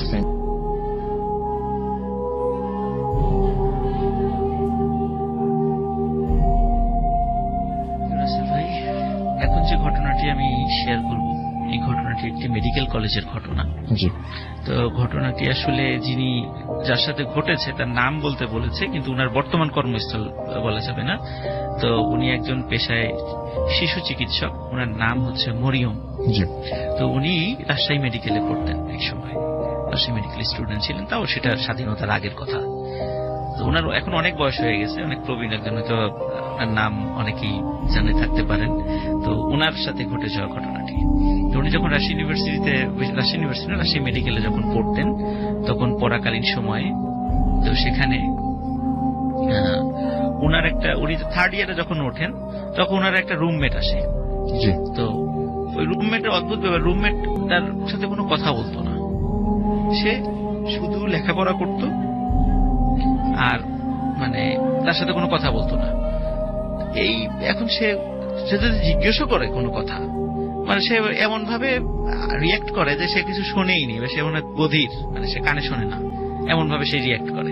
দেখো উনিও চিন্তা করলেন যে আমি থার্ড ইয়ারের একজন সিনিয়র আপু, অথচ এ ফার্স্ট ইয়ারে পড়ে, আমি বারবার তাকে বলি, কথা বলার চেষ্টা করি, সে কথা বলে না, এটা নিজের ওনারও ইগোতে এটা লাগে। তো উনিও বেশ এড়িয়ে যাওয়ার চেষ্টা করেন। তো এরকম 2-3 সপ্তাহ হয়ে যাওয়ার পরে উনি মানে খুব বিরক্ত হন ওই আচরণে, ওই তার ওই নতুন রুমমেটের আচরণে খুব বিরক্ত। একদিন রাগ করে বলেন যে তুমি কি আমাকে পাত্তা দাও না, তোমার একসাথে থাকি, তোমার সাথে এতবার কথা বলার চেষ্টা করি, কত গুরুত্বপূর্ণ কথা থাকে, তুমি কথার উত্তর দাও না কেন? তো সে পড়া থামেই তার দিকে অত্যন্ত কর্কশ ভাবে বলে যে আমি কারোর সাথে কথা বলি না, কেউ কথা আমার সাথে বলুক এটা আমি চাইও না, সুতরাং আমার সাথে কথা না বলার চেষ্টা করবা, যদি খুব প্রয়োজন হয় তাহলে আমি তোমার সাথে কথা বলবো, আমার সাথে কথা বলবা না। তো এই ফার্স্ট ইয়ারের এই স্টুডেন্টের আচরণে উনি খুব মানে মর্মাহত হলেন যে এরকম একটা আচরণে।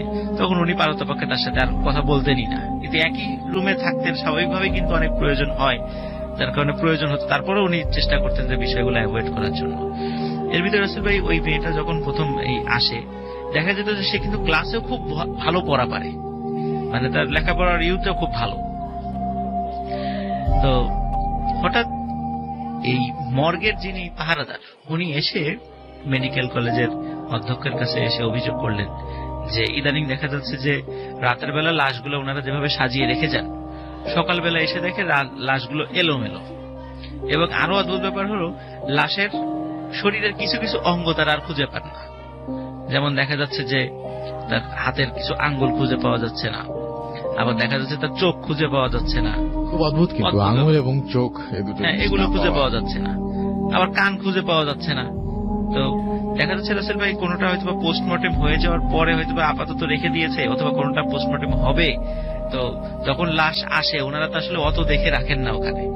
তো পরবর্তীতে যখন ওই সুরতহাল রিপোর্ট যখন প্রথমে ছিল, তখন ওটার সাথে মিল করতে গিয়ে দেখে যে না, সুরতহাল রিপোর্টে তো প্রথমে এইগুলো ছিল না, প্রথমে লাশের এই বৈশিষ্ট্য ছিল, পরে আবার দেখা গেল এইগুলো তাহলে কিভাবে আসলো, লাশের এই অবস্থা কেন হলো। এই ধরনের সমস্যা যখন হলো, তখন মানে বিষয়টা সবার টনক হলো প্রশাসনের, যে সুরতহাল রিপোর্টের সাথে প্রাথমিক পুলিশের রিপোর্টের সাথে পরে কিছু মেলে না, লাশের কিছু লাশের এরকম সমস্যা দেখা যাচ্ছে। এবং ওই যে প্রথমে অভিযোগ করেছিল যে যারা পাহারাদার, যে সকালবেলা দেখা যায় যে লাশগুলো এলোমেলো, তো হ্যাঁ কথার সাথে মিলছে। তখন কি করে হলো যে ওই মর্গে পাহারাদার বসানো হলো, মানে পাহারাটা আগেই ছিল, পাহারাটা করা হলো, যে যাতে করে এই বিষয়টা যাতে রহস্যটা উদ্ঘাটিত হয়। তো এত কড়া পাহারা দেওয়ার পরেও দেখা যাচ্ছে যে কোনো কাজ হচ্ছে না, ঘটনা ওই একই রকম ঘটছে। তো এরকম বেশ প্রশাসন, আর তখন তো আসলে ওই সময় তো সিসিটিভি ছিল না, এরকম এত মানে টেকনোলজি ওই সময় তো ছিল না যে যাতে করে ওইভাবে অবজার্ভ করা যাবে। এই জন্য মানুষ দিয়ে যতটুকু পাহারা করানো যায় এটাই ছিল তো ওই সময়ের অবস্থার মানে ভরসা ছিল আর কি, এটাই। তো তারপরে যখন এগুলা হচ্ছে না, তখন মানে প্রশাসন মানে হসপিটাল কর্তৃপক্ষ বেশ চিন্তিত হয়ে গেল যে এই লাশের চোখ বা এই নখ মানে আঙ্গুলগুলো কোথায় যায়, মানে এত কিছু বাদ দিয়ে কেন এগুলোই কেন থাকে না, আরো তো অনেক কিছুই তো মানে কেটে নিয়ে যেতে পারে, কিন্তু এগুলোই কেন করছে। তো এখন মানে তারপরে কি হলো, আস্তে আস্তে জিনিসটা কমে আসা শুরু করলো, মানে এই টেন্ডেন্সিটা বা এই ধরনের এগুলো কমে আসা শুরু করলো। ব্যাপক পাহারার পরে শেষ পর্যন্ত দেখা গেল যে লাশ কাটা ঘরের মধ্যেও পাহারা বসানো লাগলো, যে শুধু গেটে না একদম ভিতরেও পাহারা বসাতে হয়েছে এই অবস্থার কারণে। তখন আস্তে আস্তে একটু জিনিসটা কমে আসা শুরু করলো। যখন কমে আসা শুরু করলো, তখন রাসেল ভাই আসল ঘটনাটা মানে প্রকাশ পেল যে আসলে মূল বিষয়টা কি ছিল। আমরা প্রথমে যে মরিয়ম আন্টির বিষয় দিয়ে শুরু করেছিলাম, যে ওনার রুমমেটের ছিল, উনি আর একটা বিষয় ফলো করতেন। তার রুমমেট মানে রাতের বেলা যখন ওয়াশরুমে যেতেন, ওয়াশরুম থেকে সে যখন ফিরে আসতো, ফিরে আসার পরে দেখতো যে সে মুখ মুছছে খুব সুন্দর করে, মানে এই মাত্র কোনো কিছু সে খেয়ে এসেছে, এরকম ভাবে সে মুখ টুক মুছতো আর কি। তখন উনি মনে করতো হয়তো ওয়াশরুম থেকে আসছে, মুখ টুক ধুয়ে আসছে, এরকম করে মুছতেই পারে। কিন্তু তার এই বিষয়টা একটু অন্যরকম ছিল, অস্বাভাবিক রকমের ছিল। এমনি মুখ ধুয়ে এসে মুখ মোছা আর খাওয়ার পরে মুখ মোছার ভিতরে কিছুটা পার্থক্য রয়েছে।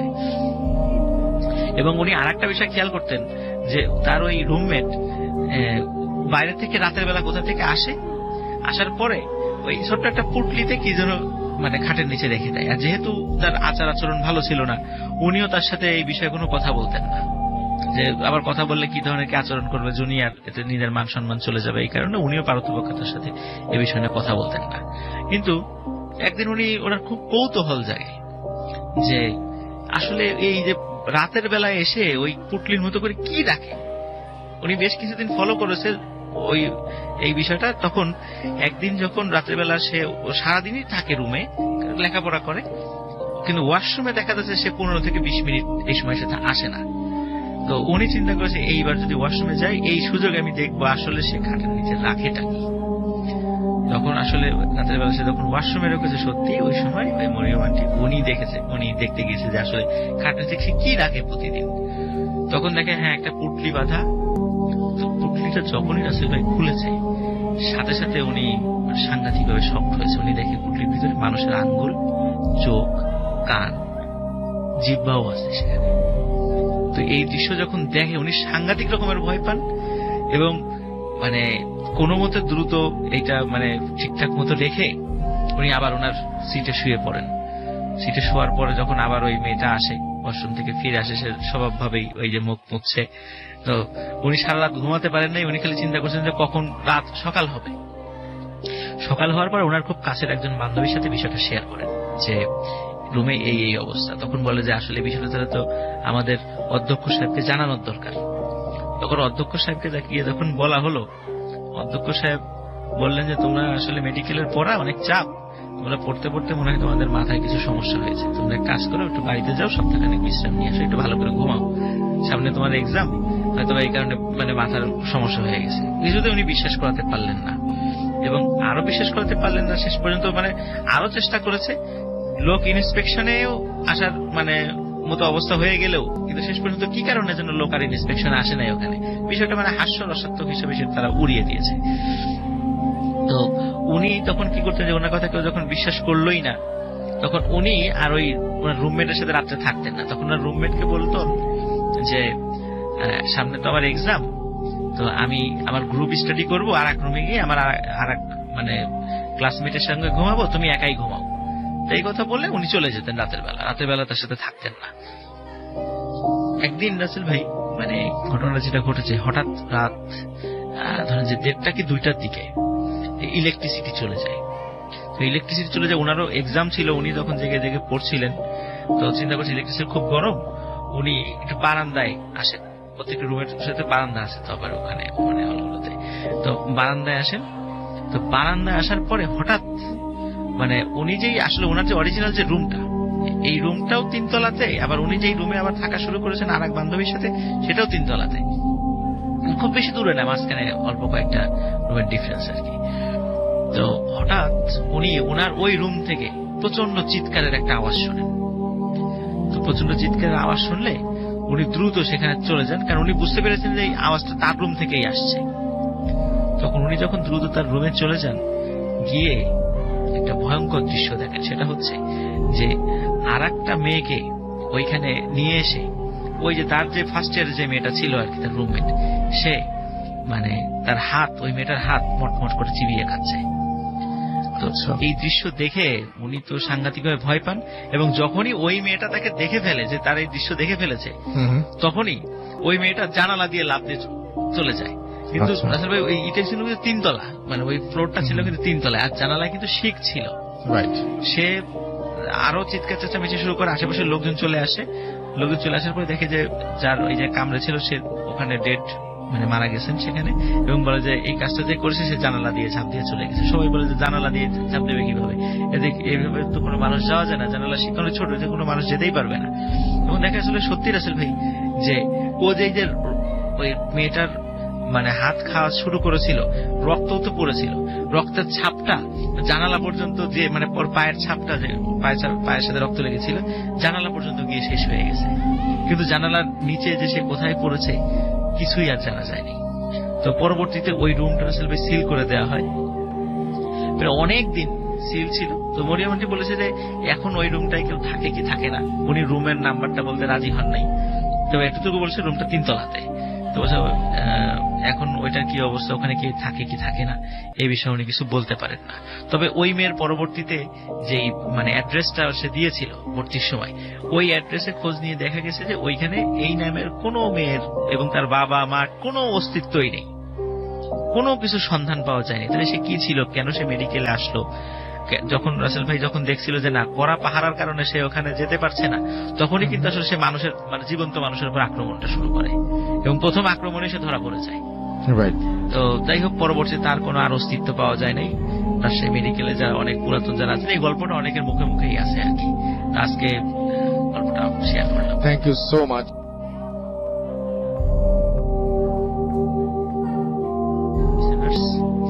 পবিত্র মাহে রমজানের শুভেচ্ছা সবাইকে। আমি এখন যে ঘটনাটি শেয়ার করব সেটি আমার জেলা রাজবাড়ী, সেই রাজবাড়ির ঘটনা, রাজবাড়ির পাচুরিয়ার ঘটনা। তো এই ঘটনাটি আসলে যার সাথে ঘটেছিল তার নাম আব্দুল হাকিম। উনি পেশা একজন পান বিক্রেতা, অনেক মুরব্বী হয়ে গেছেন আর কি। তো ওনার কাছ থেকে ঘটনাটি শোনা এবং ওনার ফ্যামিলির সাথে ঘটা ঘটনাটা। তো রাসেল ভাই ঘটনাটি আসলে এটা 1958 সালের ঘটনা, 58 সালের দিকে এটা শুরু আর কি, 58 সালের দিকে শুরু হয় ঘটনাটি। তো উনি তখন অনেক ছোট ছিলেন। তো উনি ওনার ফ্যামিলিতে 7 জন ভাই বোন ছিলেন, তার মধ্যে উনি ছিলেন সবার ছোট, আব্দুল হাকিম মিয়া যিনি, উনি সবার ছোট ছিলেন। তো ওনার সবার বড় যিনি ভাই তার নাম ছিল আব্দুল হামিদ মিয়া।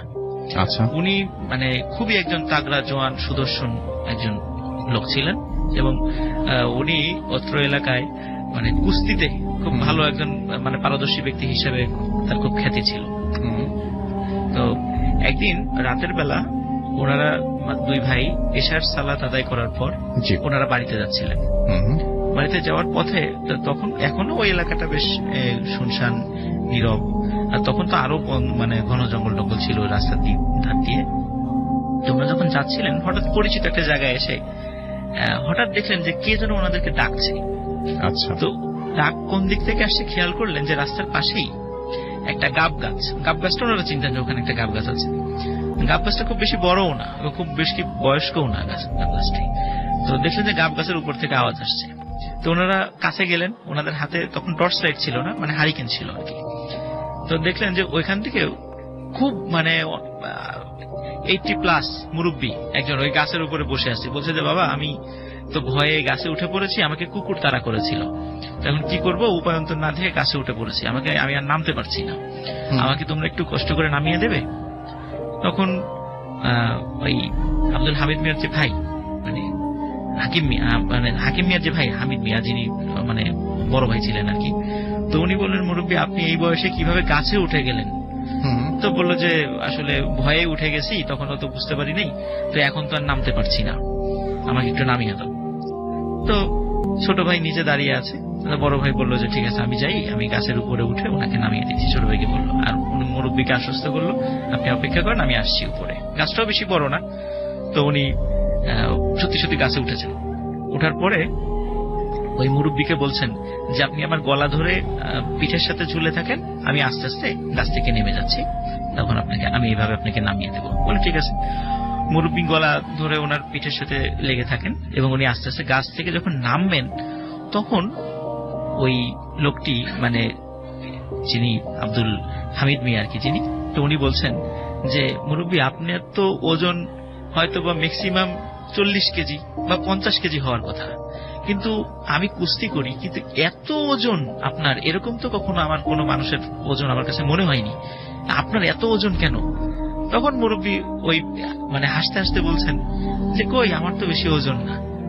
তখন উনি কিন্তু বলছেন না না আপনার অনেক ওজন, এত স্বাভাবিক মানুষের তো এত ওজন হয় না, কারণ উনি কিন্তু কুস্তি করতেন, কারণ কুস্তি করার সময় মানুষের ওজন মানে যদি অনেক বেশি হয় তার কাছে কিন্তু খুব বেশি মনে হওয়ার কথা না। তো যার কারণে ওনার কাছে এটা খুব বেশি মনে হচ্ছিল। তখন নিচ থেকে হঠাৎ করে ওই ছোট ভাই যিনি আব্দুল হাকিম মিয়া যিনি আমাকে বলেছেন ঘটনা, উনি খেয়াল করেন হঠাৎ করে তার ভাই গাছ থেকে ছুটে নিচে পড়ে গেলেন এবং তার পিঠ মানে যে মুরব্বী যেই অংশে ঝুলেছিলেন মুরব্বীটা নিচে পড়েছেন এবং উনি মুরব্বীর উপরে পড়েছেন, তারপরে পিঠটা মাটির দিকে আর কি ছিল। তো আর একটা ব্যাপার লক্ষ্য করেন, পড়ার সাথে সাথে ওই মুরব্বী অদৃশ্য হয়ে যায়, ওখানে আর কেউ ছিল না, তার শুধু ভাই ছিল সেখানে। আচ্ছা, তো ভাই তো যন্ত্রণায় খুব মানে পড়ে যাওয়ার সাথে সাথে প্রচন্ড যন্ত্রণায় সে খুব চিৎকার চেঁচামেচি শুরু করেছে। এখন উনি ছোট মানুষ, ছোট ভাই, এত বড় শরীর, ভাইকে নিয়ে উনি কিভাবে কি করবেন? উনি দৌড়ে তাড়াতাড়ি বাড়িতে চলে যান। বাড়িতে গিয়ে বলেন যে ভাই গাছ থেকে পড়ে গেছে। তখন বাড়ির লোকজন তাড়াতাড়ি আসে, দেখে উনি গাছের নিচে সেন্সলেস হয়ে পড়ে আছেন। তখন তাড়াতাড়ি তাকে বাড়িতে নিয়ে যাওয়া হয়। বাড়িতে নিয়ে যাওয়ার পরে যখন ওনার জ্ঞান ফেরে তখন দেখা যায় উনি শুধু ফেল করে তাকিয়ে আছেন, কোনো কথাও বলতে পারেন না, কিচ্ছু বলতে পারেন, পুরো শরীরটা প্যারালাইজড হয়ে গেছে। তখন তাকে রাজবাড়ী সদর হসপিটাল, তখন তো এত ভালো অবস্থা ছিল না হসপিটালে, তারপরে এখানে উন্নত চিকিৎসার জন্য ঢাকা মেডিকেলে নিয়ে যাওয়া হয়। ঢাকা মেডিকেল থেকে পরে এক্সরে করে দেখা হয় ওনার শরীরের পিছনে যে মেরুদণ্ডটা একদম মানে গুঁড়ো গুঁড়ো হয়ে গেছে। এখানে রাসেল ভাই মানে অদ্ভুত ব্যাপার সেটা হচ্ছে ওখান থেকে পরে মেরুদণ্ডের হয়তো বা কোনো অংশ ভেঙে যেতে পারে, কিন্তু পুরা মেরুদণ্ড এরকম গুঁড়ো গুঁড়ো হয়ে যাবে এটা কিন্তু কল্পনা করা যায় না, এটা সম্ভব নয়। তো যাই হোক ডাক্তাররা বলে দেন যে এটার কোনো ট্রিটমেন্ট নাই, এখন আপনারা তাকে বাড়িতে নিয়ে যান, তো এটার কোনো ট্রিটমেন্ট হবে না, ডাক্তাররা সরাসরি বলে দেন। তো তাকে বাড়িতে নিয়ে যাওয়া হয় এবং উনি আস্তে আস্তে ওনার দেহ আস্তে আস্তে শুকিয়ে যেতে থাকে এবং শেষ পর্যন্ত এমন ভাবে দেহটা ওনার শুকিয়ে যায় যে কোনো লোক দেখলেই ভয় পাবে, মানে এতটা শুকিয়ে যায়। ওনার মতো মানে সুঠাম দেহের লোক এতটা শুকিয়ে যাবেন এটা কেউ কল্পনা করেনি। তো উনি এভাবে মারা যান। তো রাসেল ভাই ওনার যখন মারা যান এরপরে ঘটে আর একটা ঘটনা, যিনি যে গল্পটা বলছেন আর কি আব্দুল হাকিম মিয়া, ওনার ইমিডিয়েট বড় একটা বোন ছিল, তার নাম ছিল হালিমা। তো এই হালিমা তার বয়স ছিল মনে করেন 7 বা 8 এরকম বয়স ছিল। তো হালিমা গোসল করতে গিয়েছিল একটা পুকুরে। তো রাজবাড়িতে যারা আছেন তারা রাজবাড়ি কুঠি পাচুরিয়া জমিদার বাড়ির কথা আপনারা অনেকেই শুনে থাকবেন। তো সেখানে একটা পুরাতন পুকুর আছে, তো হালিমা ওই পুকুরে গোসল করতে যায় একদিন। তো দুপুরবেলা গোসল করে ফিরে আসার পরে বাসার লোকজন হঠাৎ করে হালিমার পায়ের দিকে খেয়াল করে, বলে যে হালিমা তোর পায়ের সাথে এটা কি লেগে আছে। তখন হালিমা পায়ের দিকে খেয়াল করে পায়ের ঠিক নিচের দিকে একটা লতার মতো পেঁচিয়ে আছে। তখন বলে যে এটা তো আমি খেয়াল করি নাই, তো ওটা খুলে ফেলার চেষ্টা করে। তো অনেক চেষ্টা করে, কিছুতেই ওই লতাটা পা থেকে খুলতে পারে না। বাড়ির সকল সদস্য মিলে অনেক চেষ্টা করে, কিন্তু কিছুতেই ওই লতাটা খুলতে পারে না পায়ের থেকে। তো হালিমা বলতে থাকে যে মনে হচ্ছে যে এই লতাটা আস্তে আস্তে তার পাকে চাপ দিয়ে ধরছে, এবং মনে হচ্ছে তাকে এই লতাটা টানতে টানতে ওই পুকুরের দিকে নিয়ে যাবে। সে বারবার তার বাড়ির সদস্যদেরকে এরকম বলছিল এবং চিৎকার চেঁচামেচি করছিল যে এই লতাটার কারণে তার পাটা আটকে যাচ্ছে, ওই জায়গাটা মনে হচ্ছে একদম মানে চিপে ধরেছে আর কি। তো রাসেল ভাই, এই যখন এটা কিন্তু প্রথম দিনই যে ঘটনাটা, গোসল করে আসার পরে রাতের বেলা হালিমাকে কোথাও খুঁজে পাওয়া যাচ্ছিল না। আচ্ছা, সবাই অনেক খোঁজাখুঁজি করে, কোথাও খুঁজে পাওয়া যাচ্ছিল না। তো সকালবেলা হালিমার ডেড বডি পাওয়া যায় ওই সেই পুকুরটাতে, যে পুকুরে সে গোসল করতে গিয়েছিল। এবং সে কিন্তু বলছিল, আমার মনে হচ্ছে যে আমার মানে সে এমনও বলেছিল মনে হচ্ছে তার পা হেঁটে হেঁটে এমনিতেই ওই পুকুরের দিকে চলে যাচ্ছে। তো তার যখন দেহ উদ্ধার করা হয় পুকুর থেকে, তখন পায়ের সাথে এই যে লতাটা লেগেছিল, ওর তখন আর ছিল না, কিন্তু লতাটা যে গভীর ভাবে তার পায়ের সাথে লেগেছিল সেই স্পষ্ট ছাপ কিন্তু ছিল রাসেল ভাই। আচ্ছা, এইভাবে ওনার পরিবারের 2 জন সদস্য মারা যান। এই ঘটনা 3-4 বছরের মধ্যে আর তেমন কোনো ঘটনা ঘটেনি। 3-4 বছর পরে উনি মানে হাকিম মিয়াও একটু বড় হয়ে গেছেন, তখন অনেক বেশ কিছু জিনিস বোঝা শিখেছেন।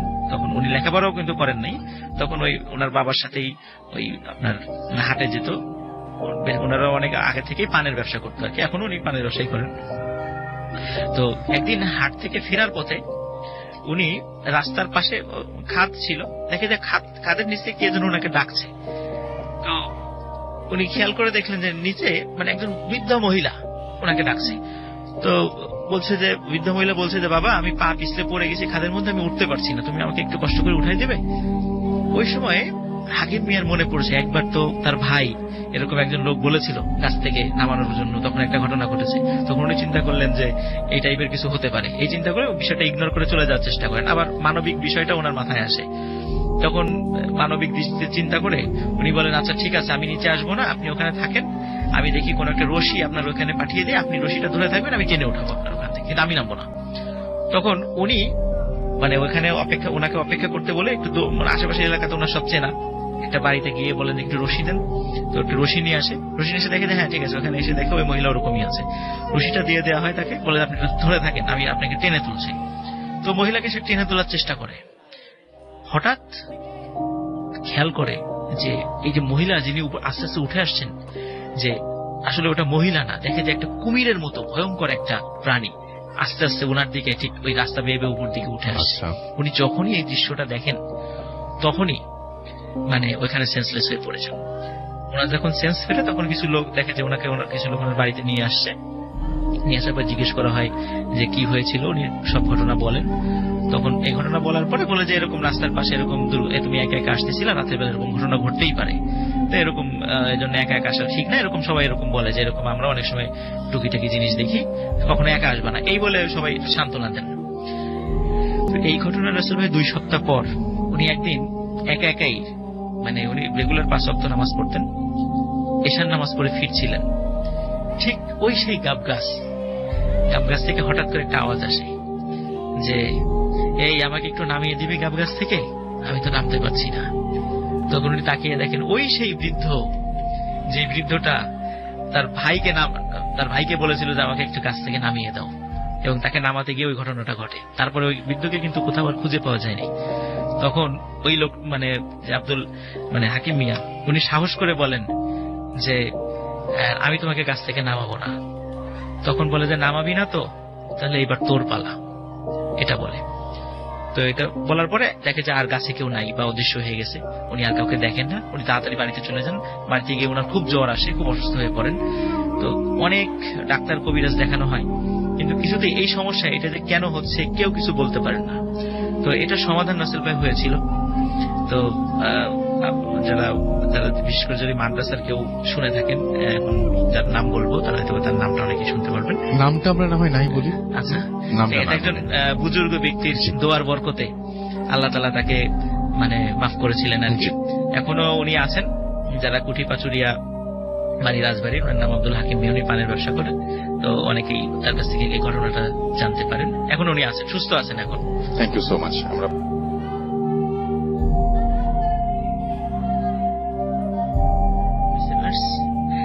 এখন যে ঘটনাটি আমি শেয়ার করবো এটা সিলেটের ঘটনা। তো সিলেটের যেই স্থানটাকে কেন্দ্র করে ঘটনাটি প্রথম সূত্রপাত হয়, সেই স্থানটির বর্ণনা আমি প্রথমে দিই। স্থানটি সিলেটের একদম মেইন শহরেরই মজুমদার পাড়ায়, টিএনটি কলোনি। যারা অন্তত সিলেটে আছেন অন্তত তারা এই টিএনটি কলোনি বা মজুমদার পাড়া অবশ্যই চিনবেন, এবং তারা টিএনটি কলোনি সম্পর্কে অবশ্যই এই হন্টেড প্লেসটার সম্পর্কে অবগত আছেন। আমি ওই স্থানটা সম্পর্কে আজকে একটা ঘটনা আমি শেয়ার করতে চাই। আমি যার কাছ থেকে মানে ঘটনাটি শুনেছি সেটা আমার বন্ধু, ওই মজুমদার পাড়াই বাড়ি, তার নাম রোহান শাহ। ওর কাছ থেকে আমি ঘটনাটা পেয়েছি আর কি। তো ঘটনাটি তার সাথে ঘটে, তার নাম হচ্ছে ধীমান সিংহ। উনি মণিপুরী সম্প্রদায়ের একজন লোক। তো উনি শাহজালাল বিশ্ববিদ্যালয়তে জেনেটিক ইঞ্জিনিয়ারিং এর স্টুডেন্ট ছিলেন। তো উনি মজুমদার পাড়াতে একটা টিউশনি করতেন। ঠিক টিউশনিটা ছিল সন্ধ্যার ঠিক পরপরই, আজানের একটু পরে উনি চলে যেতেন। তা উনি যখন ওনার মেস থেকে বের হতেন তখন মানে আজান হচ্ছে এমন সময় ওদিক দিয়ে হেঁটে হেঁটে মানে ওইখানে যেতে যেতে মাগরিবের পরে উনি বাসায় ঢুকতেন। এবং উনি যেতেন যে শর্টকাট যে রাস্তাটা সেটা ছিল ওই টিএনটি কলোনির ঠিক ওই পাশ দিয়ে।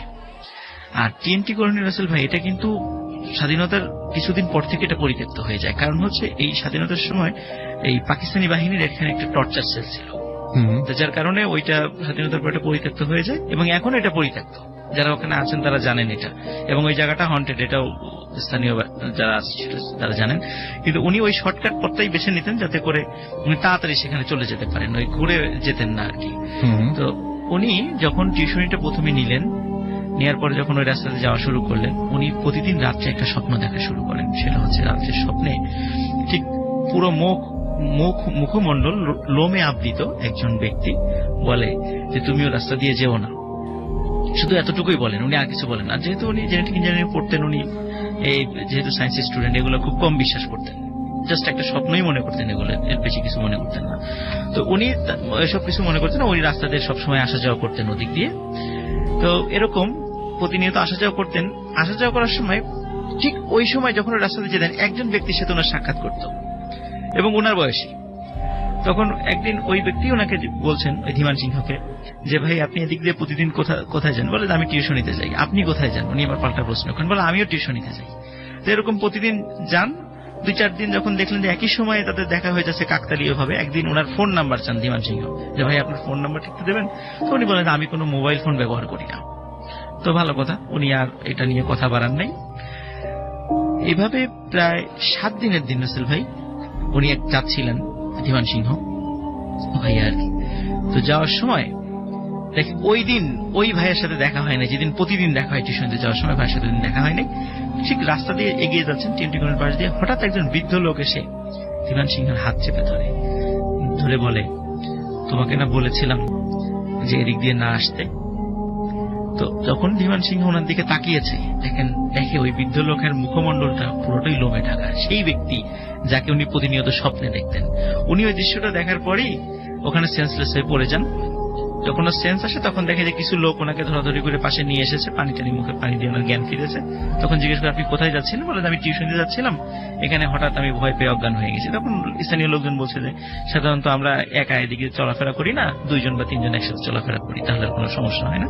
জায়গাটা এমনিতেই একটু হন্টেড, অনেকেই ভয়টয় পান আর কি। তো যাই হোক, উনি এগুলো মনে করেছে হয়তো বা ওনার হ্যালুসিনেশন হয়েছে বা এই টাইপের কিছু হয়েছে, যার কারণে উনি এটা এইভাবেই নর্মালি এটা উড়িয়ে দিয়েছেন। তারপরে উনি এগুলোতে অতটা ভয় পান নাই আর কি। তো এরপরে কি হয়ে রাসেল ভাই, উনি ওই রাস্তা দিয়ে যান নাই পরবর্তীতে, ভয় পান আর না পান, উনি পরবর্তীতে ওই রাস্তা দিয়ে যান নাই। উনি লেখাপড়া যখন শেষ হয়ে যান, তখন একদম লেখাপড়া শেষ দিকে ছিলেন, মাস্টার্সে পড়তেন, অনার্স শেষ হয়ে গিয়েছিল। তো উনি ফুড ইন্সপেক্টর একটা চাকরি পান এবং ওনার পোস্টিং হয় চট্টগ্রামে কিন্তু রাসেল ভাই ওই ফুড রিজিওনাল অফিসটা কিন্তু ওই অঞ্চলের চট্টগ্রামে ফুডের অফিসটা। তো ওখানে উনি চাকরি পান। ওখানে চাকরি পাওয়ার ঠিক যখন জয়েন করার পর থেকেই ওনার শরীরের ভিতরে একজন অস্থিরতা কাজ করতো। কি কেমন যে অস্থিরতা, এটা উনি আসলে কাউকে বুঝাতে পারতেন না। আবার উনি যে বাসাটা ভাড়া করেছিলেন, বাসাটার ফ্ল্যাটে উনি একাই থাকতেন, ছোট একটা ফ্ল্যাট, 2 রুমের একটা ফ্ল্যাট, ওটা একাই থাকতেন।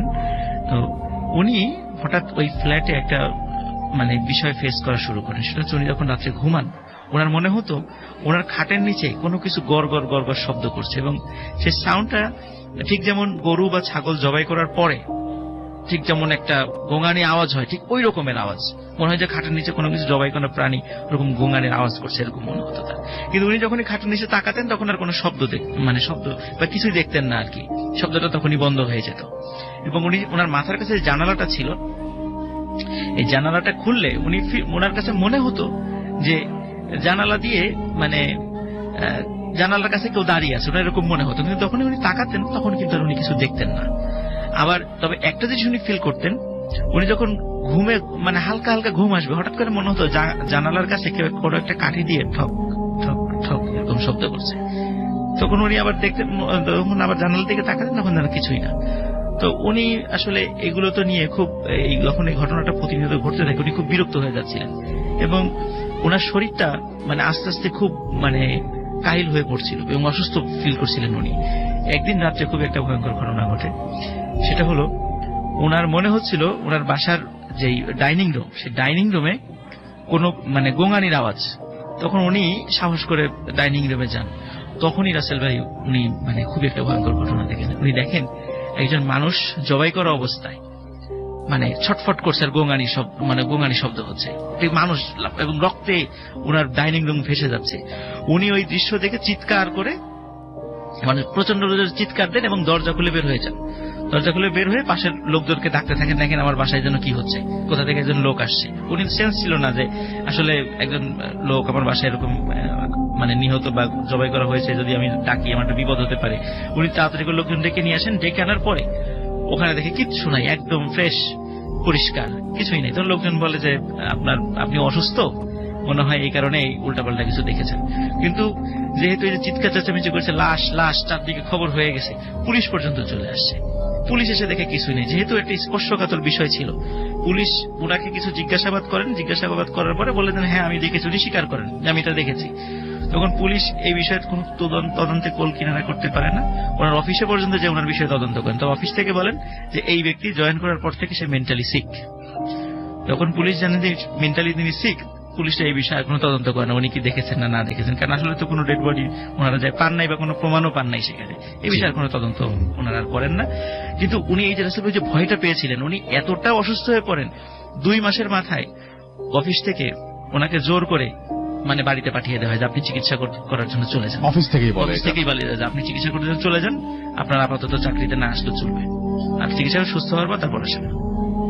উনি যখন বাড়িতে চলে যান ওনার বাবা বলে যে বাবা তোমার চাকরি করতে হবে না, তুমি অন্য চাকরি করো, তুমি মেধাবী স্টুডেন্ট, অন্য চাকরি করতে পারবা, তুমি আপাতত চিকিৎসা করে সুস্থ হও। তাছাড়া ওনার চিকিৎসা চলে মোটামুটি, উনি সুস্থতা আস্তে আস্তে সুস্থ হতে থাকেন। এর মধ্যে ওনার আর একটা চাকরি হয় investment corporation of Bangladesh, ICB, যেটা আইসিবিতে ওনার চাকরি হয় সিনিয়র এক্সিকিউটিভ হিসেবে। উনি আইসিবিতে যখন জয়েন করেন, রহস্যজনক ব্যাপার রাসেল ভাই, ওনার পোস্টিংটা পড়ে কিন্তু ঠিক চট্টগ্রাম, এবং চট্টগ্রামের আগ্রাবাদে, এবং ওনার আগের বাসাটা ছিল সেই আগ্রাবাদেই। উনি অনেক চেষ্টা করেছিলেন যে যেন আগ্রাবাদে ওনার পোস্টিংটা না হয়, কিন্তু কিছুতেই ওনার পোস্টিংটা উনি ক্যান্সেল করতে পারেননি। বাধ্য হয়ে উনি আবার আগ্রাবাদে যান। আগ্রাবাদে যাওয়ার পরে তখন রাসেল ভাই এমন একটা ব্যাপার, উনি কোনো কিছু ভয়ের জিনিস দেখেন না নিজে, কিন্তু অফিসের সবাই ওনাকে দেখলে ভয় পায়। কেন যেন ভয় পায়। ছোট বাচ্চারা ওনাকে দেখলে চিৎকার চেঁচামেচি করে, ওনার কেউ কাছেই আসতে চায় না। কেন এমন হয় কেউ কিছু বলতে পারে না, এবং উনিও বোঝে না। এবং উনি রাতের বেলা হঠাৎ একটা স্বপ্ন দেখা শুরু করে, সেটা হচ্ছে উনি স্বপ্ন দেখতেন কেউ যেন ওনাকে পাহাড় থেকে ধাক্কা দিয়ে ফেলে দিচ্ছে, এরকম উনি স্বপ্ন দেখতেন। আচ্ছা, তো এরকম উনি পরিবারের সাথে শেয়ারও করেছেন। তো পরিবার থেকে বলেছে তুমি কখনো পাহাড় টাহাড়ের কাছে যেও না, যেহেতু চট্টগ্রামে আসতে হয়তো বা বেড়ানোর জন্য যেতেই পারে। তো সবাই পরিবার থেকে নিষেধ করে। তো এর ভিতরে ওনার কিন্তু বেশ ভালো ভালো বাংলাদেশের ভালো ডাক্তার দিয়ে ওনার ট্রিটমেন্ট চলছিল ওই সময়তেই। তো ওনাকে এক সময় চট্টগ্রাম ইউনিভার্সিটির ওনার কিছু সাবেক বন্ধুরা দাওয়াত করে, অনুষ্ঠানে দাওয়াত করে। তো উনি আর ওই দাওয়াতটা ফেলতে পারেন নাই, উনি চট্টগ্রামে গিয়েছিলেন। তো ওই প্রোগ্রামের একটা পর্যায়ে বলা হয় যে সবাই মিলে মানে পাহাড়ে উঠবে। তখন বন্ধুদের মানে রিকোয়েস্টে উনি মানে ওই জিনিসটা যে স্বপ্নে দেখতো ওই জিনিসটা ভুলে গেছেন উনি, বন্ধুদের রিকোয়েস্টে উনি পাহাড়ে ওঠেন। তো উনি উনি যখন পাহাড়ে ওঠেন তখন হঠাৎ করে ওনার ফোনে একটা কল আসে, তখন নাম্বারটা ওনার পরিচিত। তখন নাম্বারটা পরিচিত হওয়ার কারণে তখন ও বন্ধুদেরকে বলেন যে ওখানে অনেক বন্ধুরা হই হট্টগোল করছিল, তখন বন্ধুরা বলেন আমার তো কল আসছে, আমি একটু সাইডে গিয়ে কথা বলে আবার আসছি। তখন উনি সাইডে কল করার জন্য পাশে যান। তখন রাসেল ভাই হঠাৎ মানে উনি যেটা ফিল করেন, ওনার পেছন থেকে কে যেন একটা ধাক্কা দেয়, ধাক্কা দিয়ে ওনার পাহাড় থেকে ফেলে দেয়। তবে সৌভাগ্যজনক ব্যাপার হচ্ছে পাহাড়ের নিচে একটা গাছ ছিল, উনি 10-20 হাত নিচে পড়ে গাছে আটকে যান। আচ্ছা, ওনার মাথায় আঘাত লাগে। তো ওনার বন্ধুরা পরবর্তীতে বলেছেন সে যখন কথা বলতে বলতে এগিয়ে যায়, তখন সময়টা ছিল বিকালবেলা, মানে সন্ধ্যাও না বিকালবেলা। তো বন্ধুরা দেখেছিল যে আবছা ছায়ার মতো কি যেন একটা জিনিস তার পিছনে ধাক্কা দিয়েছিল। ওখানে 4-5 জন তার বন্ধু ছিল, তারা সবাই সেটা দেখেছে। তখন তারা দৌড়ে ছুটে যান। পরে ওখান থেকে ওই গাছে ওখানে উনি বেঁধে গেছিল, সৌভাগ্যজনক ভাবে সেখান থেকে তাকে উদ্ধার করা হয়। উদ্ধার করার পরে উনি মাথায় যদিও আঘাত পেয়েছিলেন, তবে তেমন গুরুতর কোনো জখম ছিল না, প্রাণে বেঁচে যান। কিন্তু উনি মানে এতটা মানে সিক হতে থাকেন, অনেক ট্রিটমেন্ট করানো হয়েছে, কিন্তু কিছুতে ওনার অসুখ ধরা পড়ে না। আচ্ছা, ওনাকে পরবর্তীতে আইসিবি থেকে ওনাকে বলে দেওয়া হয় আপনি অসুস্থ, আপনি লিভে চলে যান, মানে ছুটিতে চলে যান, আপনি ট্রিটমেন্ট করান। তো উনি দীর্ঘদিন ট্রিটমেন্ট করান এবং অনুপস্থিতির কারণে উনি পরবর্তীতে ওই চাকরিটাও ছেড়ে দেন। এটা রাসেল ভাই 2008 সালের ঘটনা। এই ধীমান সিংহ রাসেল ভাই স্টিল না অসুস্থ, এখনো অসুস্থ, উনি এখনো মেন্টালি সিক। কিন্তু কেন যে এমন হচ্ছে, উনি অনেক ট্রিটমেন্ট করেছেন এবং কিছু প্যারানরমাল এক্সপার্টদেরকেও দেখিয়েছেন, কিন্তু এইটার সমাধান এখনো হচ্ছে না। আচ্ছা, It is